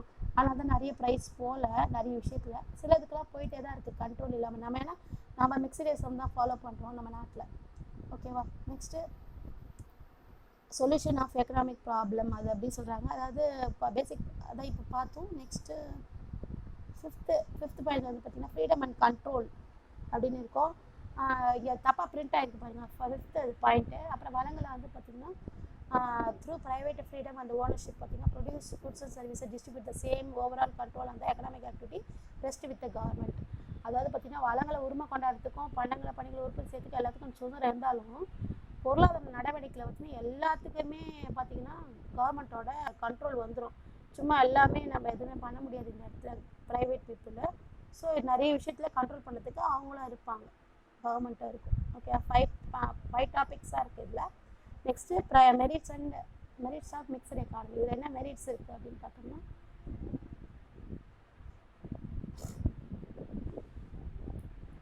அதிவேக பொருளாதார வளர்ச்சி, அதாவது ரேப்பிட் எக்கனாமிக் க்ரோத்துக்காக யூஸ் ஆகுது அப்படி சொல்கிறாங்க. The best advantage of mixed economies இது ப்ரமோட்ஸ் ரேப்பிட் எக்கனாமிக் க்ரோத். அதாவது சீக்கிரம் அதிவேக பொருளாதார வளர்ச்சி கொடுக்கறதுக்கு both public requirements and private needs are taken care அப்படின்னு சொல்கிறாங்க. அதாவது தனியார் தேவைகளும் பொது தேவைகளும் இது என்ன பண்ணிங்கன்னா சந்திக்கப்படுது அப்படின்னு சொல்கிறாங்க. ரெண்டுமே மீட் பண்ணுறாங்க அப்படின்னு சொல்கிறாங்க. ஸோ சமமான பொருளாதார வளர்ச்சி பேலன்ஸ்ட் எக்கனாமிக் க்ரோத். அதாவது எல்லா இடத்துலையும் நல்ல அழகன் ரூரலாக இருக்கட்டும் அர்பனாக இருக்கட்டும் எல்லாத்துலேயுமே நல்ல கரெக்டான க்ரோத் வரணும் அப்படின்றதுக்காக தான் இந்த மிக்சட் எக்கானமிக்ஸு. இதில் பார்த்தீங்கன்னா promotes balanced growth of economy, promotes balanced between agriculture industry. அக்ரிகல்ச்சருக்கும் இண்டஸ்ட்ரிக்கும் சமமான வளர்ச்சி வரணும் அப்படின்றதுக்காக ரூரல் அர்பன் எல்லாமே டெவலப் ஆகணும் அப்படின்றதுக்காக தான் இது ஆரம்பிச்சிருக்காங்க. Proper utilisation of resource. இதில் பார்த்தீங்கன்னா எல்லா வளங்கத்தையும் ப்ராப்பராக யூட்டிலைஸ் பண்ணுறாங்க. இதில் பார்த்தீங்கன்னா government control most of the important activities. இது வந்து ஒரு சுற்றுச்சூழலை பாதுகாக்கிறதுக்கு எல்லாத்துக்குமே வந்து பார்த்திங்கன்னா கவர்மெண்ட்டோட இன்டர்வென்ஷன் தேவைப்படுது. அப்படி இருந்தால் தான் இந்த ப்ரைவேட்ஸ் வந்து என்ன பண்ணுவாங்கன்னா அந்த அளவுக்கு பாழ் பண்ண மாட்டாங்க, இல்லாட்டி ரிசோர்ஸில் பாழாயிடும். நெக்ஸ்ட்டு பார்த்திங்கன்னா எக்கனாமிக் ஈக்குவாலிட்டி. அதாவது எக்கனாமிக் ஈக்குவாலிட்டினா பார்த்திங்கன்னா டேக்ஸ். அதாவது நீங்கள் நிறைய சம்பாதிச்சிட்டே போகிறீங்க அப்படின்னா கேபிட்டலிஸ்ட்டை பண்ணிகிட்டே போகலாம், பெரிய பணக்காரனாகவே இருப்பான். அதெல்லாம் கொஞ்சம் கம்மி பண்ணணும் அப்படின்றதுக்கு என்ன பண்ணுறாங்கன்னா அவங்கக்கிட்ட நிறைய சம்பாதிக்கிட்ட டேக்ஸ் கலெக்ட் பண்ணிடுறாங்க. இந்த லீவிடு இன்கம் டேக்ஸ் கலெக்ட் பண்ணி என்ன பண்ணுறாங்கன்னா பொதுமக்களுக்கு தேவையான விஷயத்தை கவர்மெண்ட் அந்த படத்து மூலிமா பார்த்துக்குது. Special advantage to the society. அதாவது கவர்மெண்ட் வந்து சேஃப்கார்ட்ஸ் பார்த்திங்கன்னா அந்த workers weaker section by legislating minimum wages, rationings, establishing fair prices, shops, formally social welfare measures. இதெல்லாம் பார்த்திங்கன்னா சொசைட்டிக்கு தேவையானதெல்லாம் கவர்மெண்ட் என்ன பண்ணுறாங்க அப்படின்னு பார்த்திங்கன்னா குறைந்தபட்ச கூலிகள், பகிர்முறை சட்டங்கள், நியாய விலை கடைகள், அதாவது ரேஷன் ஷாப்பு இதெல்லாம் வச்சு ரொம்ப ஏழ்மையாக இருக்கிறவங்களுக்கும் உதவி பண்ணிகிட்டே வர்றாங்க. ஓகேவா. நெக்ஸ்ட்டு டிமெரிட்ஸ் அப்படின்னு பார்த்திங்கன்னா லேக் ஆஃப் கோஆர்டினேஷன் சொல்லலாம். ப்ரைவேட்டும் பப்ளிக்கும் கோஆர்டினேஷன் ரொம்ப கம்மியாக இருக்குது அப்படின்னு சொல்கிறாங்க. இதில் பார்த்தீங்கன்னா மிகப்பெரிய குறைபாடு பொதுத்துறையும் தனியார் துறையும் சொல்லலாம். இதில் பார்த்தீங்கன்னா வேறுபட்ட நோக்கத்தோட வந்திருக்காங்க ரெண்டு பேருமே தான். போத் ஒர்க்கர் டைவர்ஜென்ட் மோட்டிவ்ஸ் அப்படின்னு சொல்லுவாங்க. டைவர்ஜென்ட் மோட்டிவ்னா இவருக்கு வேறுபட்ட நோக்கங்களுக்காக தான் வந்திருக்காங்க. It creates many coordination related problem. அதாவது இதனால் பார்த்திங்கன்னா நிறைய பிரச்சனை உருவாகிட்டு இருக்குது அப்படின்னு சொல்லலாம் இந்த டிமெரிட்ஸ். நெக்ஸ்ட்டு போட்டி மனப்பான்மை அப்படின்னு சொல்கிறாங்க. போட்டி மனப்பான்மையில் பார்த்திங்கன்னா காம்படிட்டிவ் ஆட்டிடியூட். அதாவது it is expected that both government and private should make with the complementary spirit towards the welfare of the society, but reality they are competitive in their activities அப்படின்னு சொல்கிறாங்க. அதாவது ரொம்ப போட்டி போடும் மனநிலையில் தான் இருக்காங்க ரெண்டு பேருமே. அதில் பார்த்தீங்கன்னா ப்ரைவேட்டோட எதிர்பார்ப்பு வேறு இருக்கும், கவர்மெண்ட்டோட எதிர்பார்ப்பு வேறு இருக்கும். இரண்டு துறையில் பார்த்தீங்கன்னா போட்டி தன்மையோடயே நடந்துட்டு இருக்காங்க. 2 பேரும் கோஆப்ரேட்டிவாக இல்லை அப்படின்னு சொல்லுவாங்க. இன்எஃபிஷியன்சி இதில் பார்த்தீங்கன்னா மந்தமான அதிகார முறை அப்படின்னு சொல்லுவாங்க. கவர்மெண்ட் பார்த்தீங்கன்னா எல்லா ஒர்க்குமே ரொம்ப ஸ்லோவாக தான் பண்ணுவாங்க. இங்கேருந்து நம்ம ரெட் ஆஃபீஸும் சொல்கிறோம்ல, அந்த பியூரோக்ரஸி, அதாவது இங்கேருந்து ஒரு ஒரு ஒரு ஃபைல் மூவ் பண்ணுறதுக்கு இங்கேருந்து அங்கே போகிறதுக்கு என்ன ஆகும்னா ரொம்ப நேரம் ஆகும். அதெல்லாம் வந்து ப்ரைவேட் பீப்புளுக்கு பிடிக்காது. சீக்கிரம் அந்த ஒர்க்கை முடிச்சுட்டு போகணும்னு நினைப்பாங்க. ஸோ இது இன்எஃபிஷியன்சி ஒர்க்கும் நடக்குது. Next fear of nationalisation. ஒரு வேளை நம்ம கம்பெனியை கவர்மெண்ட் எடுத்துப்பாங்களோ அது அப்படின்ற காரணத்துக்காக என்ன பண்ணுறாங்கன்னா, கவர்மெண்ட் ப்ரைவேட் என்டர்பிரைசஸ் பார்த்திங்கன்னா பிஸ்னஸ் ஆப்ரேஷனில் ரொம்ப இனோவேஷனே எடுத்துகிட்டு வந்தால் இது நம்மளது டக்குன்னு கவர்மெண்ட் அண்டர்டேக் பண்ணிட்டு வாங்க, நம்மளோட கம்பெனி வந்து மற்றவங்களுக்கு போயிடும் அப்படின்ற இதுலேயே வந்து பார்த்திங்கன்னா இனோவேட்டிவ் இனிஷியேட்டிவ்ஸ் எடுக்க மாட்டுறாங்க அப்படின்னு சொல்கிறாங்க. நெக்ஸ்ட்டு பார்த்திங்கன்னா விரிவழியும் சமத்துவத்தன்மை அப்படின்னு சொல்கிறாங்க. வைண்டிங் இன்இக்வாலிட்டி அப்படின்னு சொல்கிறாங்க. அப்படின்னு என்னதுன்னா ownership of resources, law of inheritance, அதாவது பரம்பரை சட்டம், மக்களின் லாப நோக்கம் இப்படின்னு இருக்கும். ஏழைகள் பணக்காரங்கன்னு விரிவடைஞ்சிட்டே தான் போயிட்டுருக்கு இன்னும் கூட. அதாவது நிறைய சம்பாதிக்கிறவனும் இதுலேயும் இருக்காங்க. இதில் பார்த்தீங்கன்னா அந்த கேப் இருக்குது, புவர் ரிச்ன்ற கேப்பும் இருக்குது. Ultimately the inequality of capitalism, inefficiency of socialism are found in mixed economics அப்படின்னு சொல்லலாம். இதில் பார்த்தீங்கன்னா ஒரு கம்பேரிசன் சார்ட் கொடுத்துருக்காங்க. ரொம்ப முக்கியமான கொஷின்ஸாக வரும். இதில் 2 கேட்டால் கேட்பாங்க, இல்லை 3 சேர்த்து கேட்பாங்க. கேபிட்டலிசத்துக்கும் சோஷியலிஸ்ட்டுக்கும் டிஃப்ரென்ஸ் கேட்கலாம், இல்லை 3த்துக்குமே டிஃப்ரென்ஸ் கேட்கலாம். ஸோ இது நல்லா படிச்சுக்கோங்க. 5 மார்க்ஸில் you can expect this question. பொருளாதார அமைப்புகளை ஒப்பிடுறது, அதாவது comparison of different economic system. நீங்கள் ஏற்கனவே படிச்சது தான் அப்படியே ரீகால் ஆகிட்டோம். ஃபீச்சர்ஸ் பார்த்தீங்கன்னா ஓனர்ஷிப் ஆஃப் மீன்ஸ் ஆஃப் ப்ரொடக்ஷனில் பார்த்தீங்கன்னா ப்ரைவேட் ஓனர்ஷிப் இருக்கும் கேபிட்டலிசத்தில். சோஷியலிசத்தில் பப்ளிக் ஓனர்ஷிப் இருக்கும். மிக்சிடிசத்தில் பார்த்தீங்கன்னா private ownership and public ownership 2மே இருக்கும். அடுத்தது பார்த்தீங்கன்னா எக்கனாமிக் மோட்டிவில் ப்ராஃபிட் இருக்கும் கேபிட்டலிசத்தில். இதில் சோஷியல் வெல்ஃபேரும் ப்ராஃபிட் மோட்டிவ் 2மே இருக்கும். சொல்யூஷன் ஆஃப் சென்ட்ரல் ப்ராப்ளத்தில் பார்த்தீங்கன்னா ஃப்ரீ மார்க்கெட் சிஸ்டம் இருக்கும், இதில் சென்ட்ரல் பிளானிங் சிஸ்டம் இருக்கும். இதில் central planning system and free market system 3மே, அதாவது 2மே சேர்ந்து இருக்கும். கவர்மெண்ட் ரோல் எப்படி இருக்கும்னா இன்டர்னல் ரெகுலேஷன்ஸ் மட்டும்தான் இருக்கும் கேபிட்டலிசத்தில். இதில் கம்ப்ளீட் இன்வால்மெண்ட் இருக்குது சோஷியலிஸ்ட்டில். இல்லை லிமிட்டட் ரோலாக வச்சுருப்பாங்க. இல்லை இன்கம் டிஸ்ட்ரிபியூஷனில் பார்த்தீங்கன்னா அன்ஈக்குவலாக இருக்கும், இங்கே ஈக்குவலாக இருக்கும், இங்கே லெஸ் அன்ஈக்குவலாக இருக்கும். ஓகேவா? லெஸ் அன்ஈக்குவல் அப்படின்னா என்ன சொல்லுவாங்க தமிழில் அப்படின்னா குறைந்த சமநிலையற்ற தன்மை அப்படின்னு சொல்கிறாங்க. ஓகே, நேச்சர் ஆஃப் என்டர்பிரைசஸ் எப்படி இருப்பாங்க, நிறுவனத்தன்மை எப்படி இருக்கும் அப்படின்னா ப்ரைவேட்டு, இங்கே கவர்மெண்ட்டு, இங்கே both private and public state அப்படின்னு சொல்கிறாங்க. பப்ளிக் ஃப்ரீடம் எக்கனாமிக் ஃப்ரீடம் எப்படி இருக்கும் அப்படின்னா இங்கே வந்து பார்த்தீங்கன்னா கம்ப்ளீட் ஃப்ரீடம் இருக்கும் எக்கனாமிக்ஸில். இங்கே லேக் ஆஃப் ஃப்ரீடம், இங்கே லிமிட்டட் ஃப்ரீடம். மேஜர் ப்ராப்ளம் பார்த்தீங்கன்னா இன்இக்வாலிட்டி, இந்த இடத்துல பார்த்தீங்கன்னா இன்எஃபிஷியன்சி. இங்கே இன்இக்வாலிட்டி அண்டு இன்எஃபிஷியன்சி 2மே இருக்குது. ஓகேவா? ஸோ இது ரொம்ப முக்கியமான கொஷின்ஸ், நல்லா படிச்சுக்கோங்க. Next concept of macro economics அப்படின்னு பார்த்தோம்னா இந்த 2 இருக்குது, ஸ்டாக் அண்ட் ஃப்ளோ, அப்புறம் எக்கனாமிக் மாடல் அப்படின்னு சொல்லிட்டு 3 இருக்குது. அதே பார்த்துடலாம். உங்களுக்கு இது பெரிய வீடியோவாக தான் போகும்.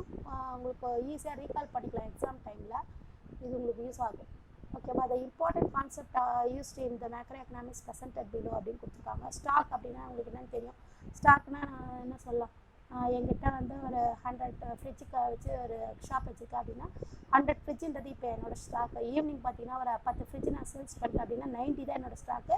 ஃப்ளோ வந்து 10 அப்படின்னு சொல்லலாம். இதுதான் ஸ்டாக்குக்கும் ஃப்ளோக்கும் இதுதான் வித்தியாசம். அதாவது பொருளாதார ஆய்வில் பார்த்தீங்கன்னா மாறிலிகள், இருப்பு மற்றும் ஓடு மாறிலிகள் அப்படின்னு சொல்கிறாங்க. அதாவது மாறிலிகள் இருப்புனா ஸ்டாக்கு, ஓடும்னா ஃப்ளோ அப்படின்னு சொல்கிறாங்க. இதில் பார்த்தீங்கன்னா இதில் ஏற்றவோ குறைக்கவோ செய்யலாம். ஓகேவா? இதில் ஒரு நிமிஷம் இருங்க. இதில் பார்த்தீங்கன்னா ஸ்டாக் அப்படின்றது பார்த்தீங்கன்னா ஒரு குறிப்பிட்ட டைமில் மட்டும் தான் எடுத்துக்கிறாங்க ஸ்டாக்கை. Refer to the quantity of the commodity measured at the point of time. Macro எக்கனாமிக்ஸில் பார்த்தீங்கன்னா மணி சப்ளை, அன்எம்ப்ளாய்மெண்ட் லெவலு, அப்புறம் வந்து பார்த்திங்கன்னா foreign exchange, capital, examples of stock variable சொல்கிறாங்க. அதாவது பண அளிப்பு, வேலை இல்லாமை அளவு, வெளிநாட்டு மாற்று இருப்பு, மூலதனம் எல்லாமே பார்த்திங்கன்னா ஸ்டாக்குன்ற பேரில் வந்துட்டுருக்கு. ஸோ அது எல்லாமே ஸ்டாக்குன்னு சொல்கிறாங்க. ஓட்டம் அப்படின்னா ஃப்ளோ அப்படின்னு சொல்கிறாங்க. இங்கே பார்த்தீங்கன்னா இது ஒரு குறிப்பிட்ட டைமில் national income, imports, exports, consumption, production, investment, இது எல்லாத்தையும் ஃப்ளோவோட வேரியபிள்ஸ். இதெல்லாம் 2 மார்க்ஸில் கண்டிப்பாக கேட்பாங்க. ஸோ படித்து வச்சுக்கோங்க. நெக்ஸ்ட்டு எக்கனாமிக் மாடல் அப்படின்னா என்னதுன்னு பார்க்கலாம். இதில் பார்த்திங்கன்னா நம்ம இதில் எக்கனாமிக் மாடல்ஸ் அப்படின்னா என்னென்னு பார்க்கலாம். இப்போ மாடல் பார்த்திங்கன்னா simplified representation of real situation. ஒரு ரியல் சுச்சுவேஷனில் எப்படி ஒரு சிம்பிளிஃபைட் ரெப்ரசன்டேஷன் தான் மாடல் அப்படின்னு சொல்கிறாங்க. எக்கனாமிக் யூஸ் பார்க்குறது பார்த்தீங்கன்னா மாடல் டிஸ்கிரைப்ஸ் எக்கனாமிக் ஆக்டிவிட்டி, எப்படி நடக்குது எக்கனாமிக் ஆக்டிவிட்டி, யார் யாருக்கும் நடக்குது அப்படின்றது சொல்கிறது தான் இந்த மாடல் அப்படின்னு சொல்கிறது. ரிலேஷன்ஷிப் த பிஹேவியர், ஒரு ஃபேம் எப்படி பிஹேவ் பண்ணுது, ஒரு ஹவுஸ் ஹோல்டு எப்படி பிஹேவ், ரெண்டு பேருக்கு என்ன சம்மந்தம் இருக்குது, கவர்மெண்ட் இதில் எப்படி வருது அப்படின்றது தான் இந்த மாடலோட இது சொல்கிறாங்க. The model is an explanation how the economy the part of economy work, how the economy, இந்த எக்கனாமி வந்து எப்படி பார்ட் ஆஃப் எக்கனாமி வந்து எப்படி ஒர்க் ஆகுது அப்படின்றத சொல்கிறாங்க. இதில் பார்த்தீங்கன்னா most of economic models build mathematics, graphs, equation, attempt the explanation relationship between economic variables, the commonly used economic model and supply demand model, circular flow model அப்படின்னு சொல்லிட்டு Smith model சொல்லிட்டு நிறைய மாடல்ஸ் இருக்குது. நம்ம பார்க்க போகிறது இந்த நம்ம லெசனில் சர்க்குலர் ஃப்ளோ மாடல் மட்டும் தான் பார்க்க போகிறோம். மொத்தம் எத்தனை இருக்குன்னா, காமன்லி யூஸ்டு எக்கனாமிக் மாடல் பார்த்தீங்கன்னா சப்ளை டிமாண்ட் மாடல்னு ஒன்று இருக்குது, அப்புறம் சர்க்குலர் ஃப்ளோ மாடல் அப்படின்னு இருக்குது, அப்புறம் ஸ்மித் மாடல் அப்படி சொல்லிட்டு 3 இருக்குது. நம்ம சர்க்குலர் ஃப்ளோ மாடலை மட்டும் பார்க்க போகிறோம். சர்க்குலர் ஃப்ளோ இன்கம் மட்டும் பார்க்க போகிறோம். சர்க்குலர் ஃப்ளோ இன்கம் அப்படின்னா என்னதுன்னா, பணத்தோட அந்த இன்கம், ஒரு வருமானத்தோட ஃப்ளோன்னா என்னதுன்னா அதோட ஓட்டம் எப்படி இருக்கும் அப்படின்ற, வருவாய் இன் வட்ட ஓட்டம் அப்படின்னு சொல்லுவாங்க. சர்க்குலர் ஃப்ளோ ஆஃப் இன்கம் அப்படின்றாங்க. சர்க்குலர்னா வட்டம் அப்படின்னு அர்த்தம், வருவாய்னா இன்கம்மு, வருவாயின் வட்ட ஓட்டம் அப்படின்றது தான். இங்கே கொடுத்துருக்காங்க QR ஸ்கேனை, இதை யூஸ் பண்ணி கூட நீங்கள் கேட்டுக்கலாம். அந்த வீடியோஸ் உங்களுக்கு கிடைக்குது, கவர்மெண்ட் வீடியோஸ். நான் கூட இப்போ செக் பண்ணிவிட்டேன், பார்த்துக்கோங்க. Circular flow of income is a model of economy showing the connection between the different sector of an economy. எப்படி ஒரு டிஃப்ரெண்ட் செக்டாருக்கு அந்த இன்கம் போயிட்டு வருது அப்படின்றது தான் சொல்கிறாங்க. இதில் பார்த்தீங்கன்னா goods and services, factors of production between economic agents such as firm, household, government, nations, இதெல்லாம் வந்து யூஸ் பண்ணி தான் அந்த சர்க்குலர் ஃப்ளோ இன்கம் இருக்க போது. Circular flow analysis is the basis national accounts and macro economics. இது மேக்ரோ எக்கனாமிக்ஸில் மட்டும் தான் பயன்படுத்துகிறாங்க.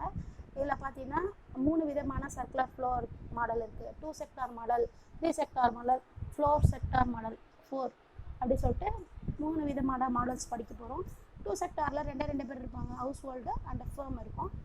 3 செக்டாரில் ஹவுஸ் ஹோல்டு, ஃபேம், கவர்மெண்ட்டு. 4 செக்டாரில் household, firm, government and rest of the world, அதாவது நம்ம எக்ஸ்போர்ட் இம்போர்ட்டு இங்கே இதில் வந்துடும். ஓகேவா?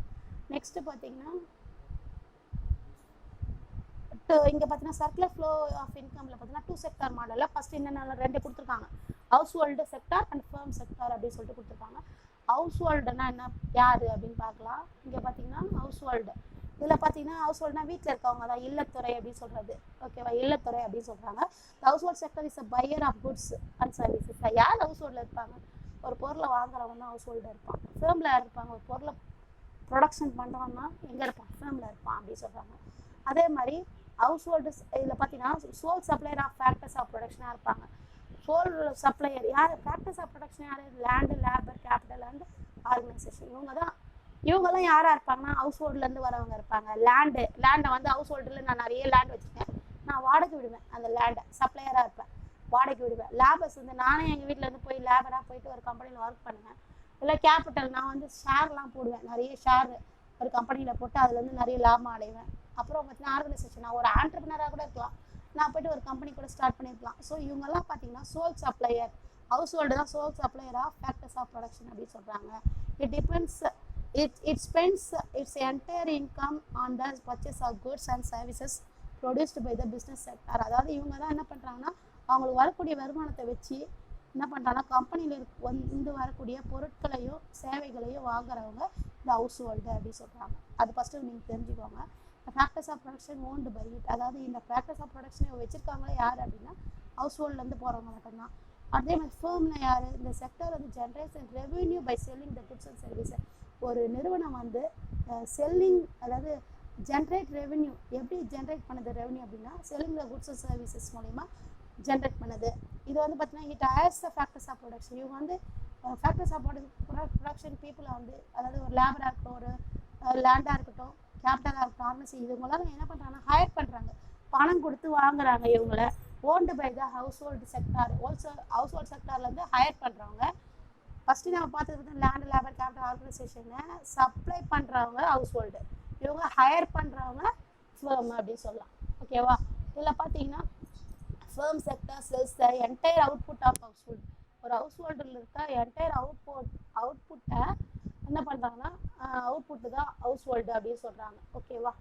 அந்த ஃபேமில் இருக்கிற என்டையர் அவுட்புட்டை என்ன பண்ணுறாங்க, செல்ஸ் பண்ணுறவங்க தான் இந்த ஃபர்ம்ஸ் அப்படின்னு சொல்கிறாங்க. இதில் ஒரு பிக்சர் கொடுத்துருக்காங்க பாருங்கள், இது 2 செக்டார் மாடல் இது. ஓகேவா, அதில் பார்த்தீங்கன்னா பண்டங்கள் பணிகள், அதாவது goods and services, consumer expenditure, wages, rent, dividends. டிவிடெண்ட்ஸில் தெரியல உங்களுக்கு, பங்காதாயம் சொல்லுவாங்க. அதாவது நான் ஷேர் போடுறேன் ஒரு கம்பெனியில் 5 lakhs rupees ஷேர் போட்டிருக்கேன், எனக்கு இயர்லி என்னன்னா டிவிடெண்ட் வரும். டிவிடெண்ட்னா என்ன வரும், அந்த பங்கு போட்டதுக்கு பணம் ஒரு இன்ட்ரெஸ்ட் மாதிரி ஒரு அமௌண்ட் வந்துகிட்டே இருக்கும், அதுக்கு நான் போட்டதுக்கு ஒரு வருமானம் வந்துகிட்டே இருக்கும், அதான் டிவிடெண்ட் அப்படி சொல்லலாம். ஃபேக்டர்ஸ் ஆஃப் ப்ரொடக்ஷன் இங்கே பார்த்தீங்கன்னா அந்த காலத்தில் இருக்கும்போது நம்ம என்ன பண்ணுவோம், முதல்லலாம் ஒரு கன்சியூமர் போயிட்டு ஒரு ஒரு என்ன சொல்ற, கன்சியூமர் போயிட்டு ஒரு ஃபேமில் போய் பணம் வாங்க ஒரு பொருளை வாங்குறாரு, அதுக்கு அவர் என்ன கொடுப்பாரு, பணமாக கொடுக்க மாட்டார், குட்ஸ் அண்ட் சர்வீஸ் அதாவது கொடுப்பாரு, ஏன்னா அவர்கிட்ட என்ன இல்லை, பணம் இருக்காது. அப்புறம் ஃபேக்டர்ஸ் ஆஃப் ப்ரொடக்ஷன் வந்து ஒர்க் பண்ணுறாங்க, ஒரு ஹவுஸ் ஹோல்டுலேருந்து ஃபேக்டர்ஸ் ஆஃப் ப்ரொடக்ஷன் வந்து ஒர்க் பண்ணுறாங்க, அவங்களுக்கு என்ன கிடைக்குது, வேஜாக கிடைக்குது, இல்லை ரெண்ட்டு. நான் லேண்டு வந்து ஃபேர்மு கொடுத்துருக்கேன் அப்படின்னா ரெண்ட் வாங்கிப்பேன். அதே மாதிரி நான் வந்து ஹவுஸ் ஹோல்ட்லேருந்து நான் ஷேர் போட்டிருக்கேன் ஃபேமில் அப்படின்னா எனக்கு என்ன கிடைக்கும், டிவிடெண்ட் கிடைக்கும். ஓகேவா, ஸோ ஹவுஸ் ஹோல்டுக்கு ஃபேமில் என்ன கிடைக்குது, கன்சியூமர் எக்ஸ்பெண்டிச்சர் கிடைக்குது, அதாவது பணம் வந்து கொடுத்து என்ன வாங்குறாங்க, ஹவுஸ் ஹோல்டுன்னா குட்ஸ் அண்ட் சர்வீசஸை எங்கேருந்து வாங்குறாங்க பாருங்கள், அந்த ஃபேர்ம்லேருந்து குட்ஸ் அண்ட் சர்வீசஸ் வந்துச்சுன்னா இவங்க என்ன கொடுக்குறாங்க, கன்சியூமர் எக்ஸ்பெண்டிச்சரை கொடுக்குறாங்க. அதே மாதிரி ஃபேக்டர்ஸ் ஆஃப் ப்ரொடக்ஷன் ஹவுஸ் ஹோல்ட்லேருந்து எங்கே போகிறாங்கன்னா ஃபேர்முக்கு போகிறாங்க, அது பதில் அவங்க என்ன கொடுக்குறாங்கன்னா வேஜ், ரெண்ட், டிவிடெண்ட் கொடுக்குறாங்க. இதுதான் நல்லா நான் வச்சுக்கோங்க. சும்மா நீங்கள் பிக்சர் போடும் போது கூட கொஞ்சம் நீட்டாக ஒரு ஹவுஸ் மாதிரி ஒரு சின்னதாக போட்டு காமிக் பிக்சர் மாதிரி கூட போடலாம், ஃபேர்ம் மாதிரி சும்மா இது மாதிரி போட்டு இந்த இது கண்டிப்பாக எழுதணும், அப்படி எழுதுனா தான் உங்களுக்கு மார்க் கிடைக்கும். ஓகேவா, y = c + i அப்படின்னு சொல்கிறாங்க. ஒய்னா இன்கம், சினா கன்சப்ஷன், ஐனா இன்வெஸ்ட்மெண்ட் அப்படின்னு சொல்கிறாங்க. அடுத்தது பார்த்தீங்கன்னா சர்க்குலர் ஃப்ளோ ஆஃப் இன்கமில் 3 செக்டார் மாடல். இதில் பார்த்தீங்கன்னா ஹவுஸ் ஹோல்டு, ஃபேர்மு, கவர்மெண்ட் நடுவில் வந்துச்சு. இவங்க என்ன பண்ணுறாங்க, கவர்மெண்ட் என்ன பண்ணுறாங்க நம்ம 2 பேருக்கு நடுவில் அப்படின்னு பார்த்தீங்கன்னா ஹவுஸ் ஹோல்டுலேருந்து என்ன பண்ணுறாங்க, ஃபஸ்ட்டு ஹவுஸ் ஹோல்டுலேருந்து ஹவுஸ் ஹோல்டுலேருந்து டேக்ஸ் கட்டும். இப்போ நான் நிறைய சம்பாதிக்கிறேன் அப்படின்னா நான் என்ன பண்ணுவாங்க, கவர்மெண்ட் எங்கிட்டேருந்து டேக்ஸ் கலெக்ட் பண்ணுறாங்க, எங்கே போகுது, நமக்கு ஹவுஸ் ஹோல்டுலேருந்து கவர்மெண்ட் போகுது. அதே மாதிரி ஃபேர்மு நிறைய கவர்மெண்ட் வந்து என்ன பண்ணுது, கவர்மெண்ட்லேருந்து ஃபேர்ம் என்ன பண்ணுதுன்னா கவர்மெண்ட்லேருந்து பர்ச்சேஸ் பண்ணுது. என்ன பர்ச்சேஸ் பண்ணுது, நிறைய ஷேர்ஸ். அதாவது கவர்மெண்ட் வந்து என்ன பண்ணுறாங்கன்னா ஃபேர்மில் நிறைய பணத்தை போடுறாங்க, இன்வெஸ்ட் பண்ணுறாங்க. ஓகேவா, கவர்மெண்ட் பர்ச்சேசஸ் அப்படின்னு சொல்லுவாங்க. அதை நிறைய இன்வெஸ்ட் பண்ணுறாங்க. நம்ம போடுற டெபாசிட்ஸ் ரெக்கரிங் டெபாசிட்டாக இருக்கலாம், ஃபிக்ஸட் டெபாசிட்டாக இருக்கலாம், இதெல்லாம் பார்த்தீங்கன்னா ஃபேர்மில் இன்வெஸ்ட் பண்ணுறாங்க, அதான் கவர்மெண்ட் பர்ச்சேசஸ் அப்படின்னு சொல்கிறாங்க. ஓகேவா, அடுத்தது பார்த்தீங்கன்னா ஃபேர்ம் என்ன பண்ணுது, நிறைய வருமானம் சம்பாதிச்சவங்கன்னா கவர்மெண்ட்டுக்கு டேக்ஸாக கட்டுது. ஓகே, அதே மாதிரி ஹவுஸ் ஹோல்டு என்ன பண்ணுது, சோஷியல் ட்ரான்ஸ்ஃபர் நடக்குது. அதாவது சோஷியல் ட்ரான்ஸ்ஃபர் என்ன சொல்கிறாங்க, கவர்மெண்ட்டில் வந்து நம்ம நிறைய என்ன பண்ணுறோன்னா சலுகைகளை வாங்குகிறோம், ரேஷனில் பொருள் வாங்குகிறோம், பணம் கொடுக்குறாங்க. அதுக்கப்புறம் வந்து பார்த்திங்கன்னா இன்றைக்கி ஸ்ட்ரீட்டில் நிறைய ஸ்ட்ரீட் வந்து ரோடெலாம் நல்லா லே பண்ணுறாங்க. அதுக்கப்புறம் வந்து பார்த்திங்கன்னா ஸ்ட்ரீட் லைட் போடுறாங்க, வாட்டர் சப்ளை பண்ணுறாங்க. இதெல்லாம் வந்து ஹவுஸ் ஹோல்டுக்கு டேக்ஸாக நம்ம கொடுத்தாலும் கவர்மெண்ட் இதெல்லாம் நம்மளுக்கு சேவையாக பண்ணுது. நிறைய ஃப்ரீ எஜுகேஷன், ஹாஸ்பிட்டல்ஸ் இதெல்லாம் செய்கிறாங்க, அதான் சோஷியல் சர்வீசஸ். ஓகே, ஸோ இதில் பார்த்தீங்கன்னா இன்கம் எப்படி வருது ஹவுஸ் ஹோல்டுக்குன்னா இந்த ஃபேர்ம்லேருந்து இன்கமாக போகுது. இந்த ஹவுஸ் என்ன பண்ணுது, இந்த கவர்மெண்ட் இந்த ஃபேர்ம்லேருந்து என்ன பண்ணுது, குட்ஸ் அண்ட் சர்வீசஸை பர்ச்சேஸ் பண்ணுது. ஓகேவா, அது மூலிமா அவங்களுக்கு ஃபேர்முக்கு வருமானம் வருது. அதுக்கப்புறம் வந்து பார்த்திங்கன்னா அடுத்த மாடல், இன்னொரு மாடல், தேர்டு மாடல், இங்கே அதை தான் விளக்கமாக கொடுத்துருப்பாங்க. y = c + i + g. ஒய்னா இன்கம்மு, சினா கன்சப்ஷன், ஐனா இன்வெஸ்ட்மெண்ட்டு, ப்ளஸ் ஜினா கவர்மெண்ட்டு வந்துடும். ஓகேவா, அடுத்தது இதில் 4 செக்டார் மாடல் பார்த்துக்கோங்க. சேம் 3 செக்டார் மாடல் அப்படியே போட்டு மேலே ரெஸ்ட் ஆஃப் த வேர்ல்டு, அதாவது ஒரு ஹவுஸ் ஹோல்டு வந்து என்ன பண்ணுது, இம்போர்ட் பண்ணிக்கிறாங்க நிறைய பொருள், அமேசான் மூலமா, ஃப்ளிப்கார்ட் மூலமா நிறைய பொருளாக என்ன பண்ணுறாங்க, இம்போர்ட் பண்ணிக்கிறாங்க. அதே மாதிரி நிறைய பொருள் வந்து நம்ம நாட்டோட ப்ரொடக்ஷன் யூனிட்லேருந்து நிறைய எக்ஸ்போர்ட் ஆகுது, மற்ற கண்ட்ரிக்கு எக்ஸ்போர்ட் ஆகுது. மெஷினரிஸ்லாம் நம்ம மற்ற கண்ட்ரிலேருந்து இம்போர்ட் பண்ணிக்கிறாங்க. ஸோ இதெல்லாம் வந்து பார்த்திங்கன்னா 4 செக்டார் மாடல் அப்படின்னு சொல்லலாம். இதுலேயும் பார்த்தீங்கன்னா house hold, firm, government and external sector நிறைய நம்ம இம்போர்ட்டும் பண்ணுறோம், அதே நேரத்தில் எக்ஸ்போர்ட்டும் பண்ணிகிட்ருக்கோம். So y = c + i + g, x - m அப்படின்னு இருக்கும். இதில் எக்ஸ்னா எக்ஸ்போர்ட்டு, எம்னா இம்போர்ட்டு. எக்ஸ்போர்ட்லேருந்து எம்மை மைனஸ் பண்ணால் தான் நம்மளுக்கு என்ன கிடைக்கணும் அப்படின்னா இந்த 4 செக்டார் மாடலில் எவ்வளோ வருமானம் கிடைக்குதுன்னு தெரிய முடியும். ஓகேவா, ஏன்னா ஏன் மைனஸ் பண்ணுறோம் அப்படின்னா நம்ம மற்றவங்கிட்டேருந்து வாங்குறதால அதை மைனஸ் பண்ணிடணும். நம்ம நாட்டுக்கு அது வராது. ஓகேவா? ஸோ இன்றைக்கி நம்ம பார்த்த டாபிக் பார்த்திங்கன்னா இன்ட்ரடக்ஷன் டு மேக்ரோ எக்கனாமிக்ஸ். இதில் பார்த்திங்கன்னா நிறைய டாபிக்ஸ் பார்த்துருக்கோம். இதில் முக்கியமானது என்னென்னலாம் பார்த்துருக்கோம் அப்படின்னு கொடுத்துருக்காங்க பாருங்கள். Employment, national income, inflation, business cycle, poverty, inequality, disparity, அடுத்தது investment, saving, capital formation, infrastructure development, banking, public finance. இப்போ பார்த்த டாபிக்ஸ் எல்லாம் அப்படியே உங்களுக்கு கவர் பண்ணி கொடுத்துருக்காங்க. இதில் பார்த்தீங்கன்னா க்ளோசரின்னு கொடுத்துருக்காங்க உங்களுக்கு. Macro economics, economic system, capitalism, அப்புறம் சோஷியலிசம், மிக்சிடிசம், குளோபலைசேஷன், அடுத்தது பார்த்திங்கன்னா stock flow, economic model, circular flow, இவ்வளோ கொடுத்துருக்காங்க உங்களுக்கு. ஸோ இவ்வளோவும் பார்த்திங்கன்னா ரொம்ப முக்கியமான டேர்ம்ஸ். எப்பவுமே ஒரு லெசன் படிக்கும்போது எக்கனாமிக்ஸை பொறுத்த வரைக்கும் அந்த க்ளோசரி ரொம்ப இம்பார்ட்டன்ட். இது தெரிஞ்சால் மட்டும்தான் உங்களால் எக்கனாமிக்ஸில் அந்த சப்ஜெக்ட்டு நாலேஜ் நல்லா கிடைக்கும். ஸோ மேக்ரோனா என்னென்னு தெரிஞ்சுக்கோங்க, எக்கனாமிக் சிஸ்டம்னா என்னது, கேபிட்டலிசம்னா என்னது, சோஷியலிசம்னா என்ன, மிக்சிடிசம்னா என்ன அப்படின்னு சொல்லிட்டு கொஞ்சம் நல்லா ரீட் பண்ணிக்கோங்க. இது படிச்சிங்கன்னா ஈஸியாக 2 மார்க்ஸில் நல்லா அட்டன் பண்ணலாம். அதே மாதிரி சூஸு, ஒன் வேர்ட் கொடுத்துருக்காங்க. இதோட நோட்ஸ் வந்து நான் உங்களுக்கு அனுப்புகிறேன். அதுவும் உங்களுக்கு யூஸாக இருக்கும். இதோட நோட்ஸ் நான் உங்களுக்கு அப்லோட் பண்ணுறேன் நெக்ஸ்ட் வீடியோவில். Thank you for this wonderful opportunity children. Hope you understand. Suppose ஏதாவது அண்டர்ஸ்டாண்ட் இல்லைன்னா உங்களோட கமெண்ட் செக்ஷனில் சொல்லுங்கள். I will clarify the doubts also. Thank you children.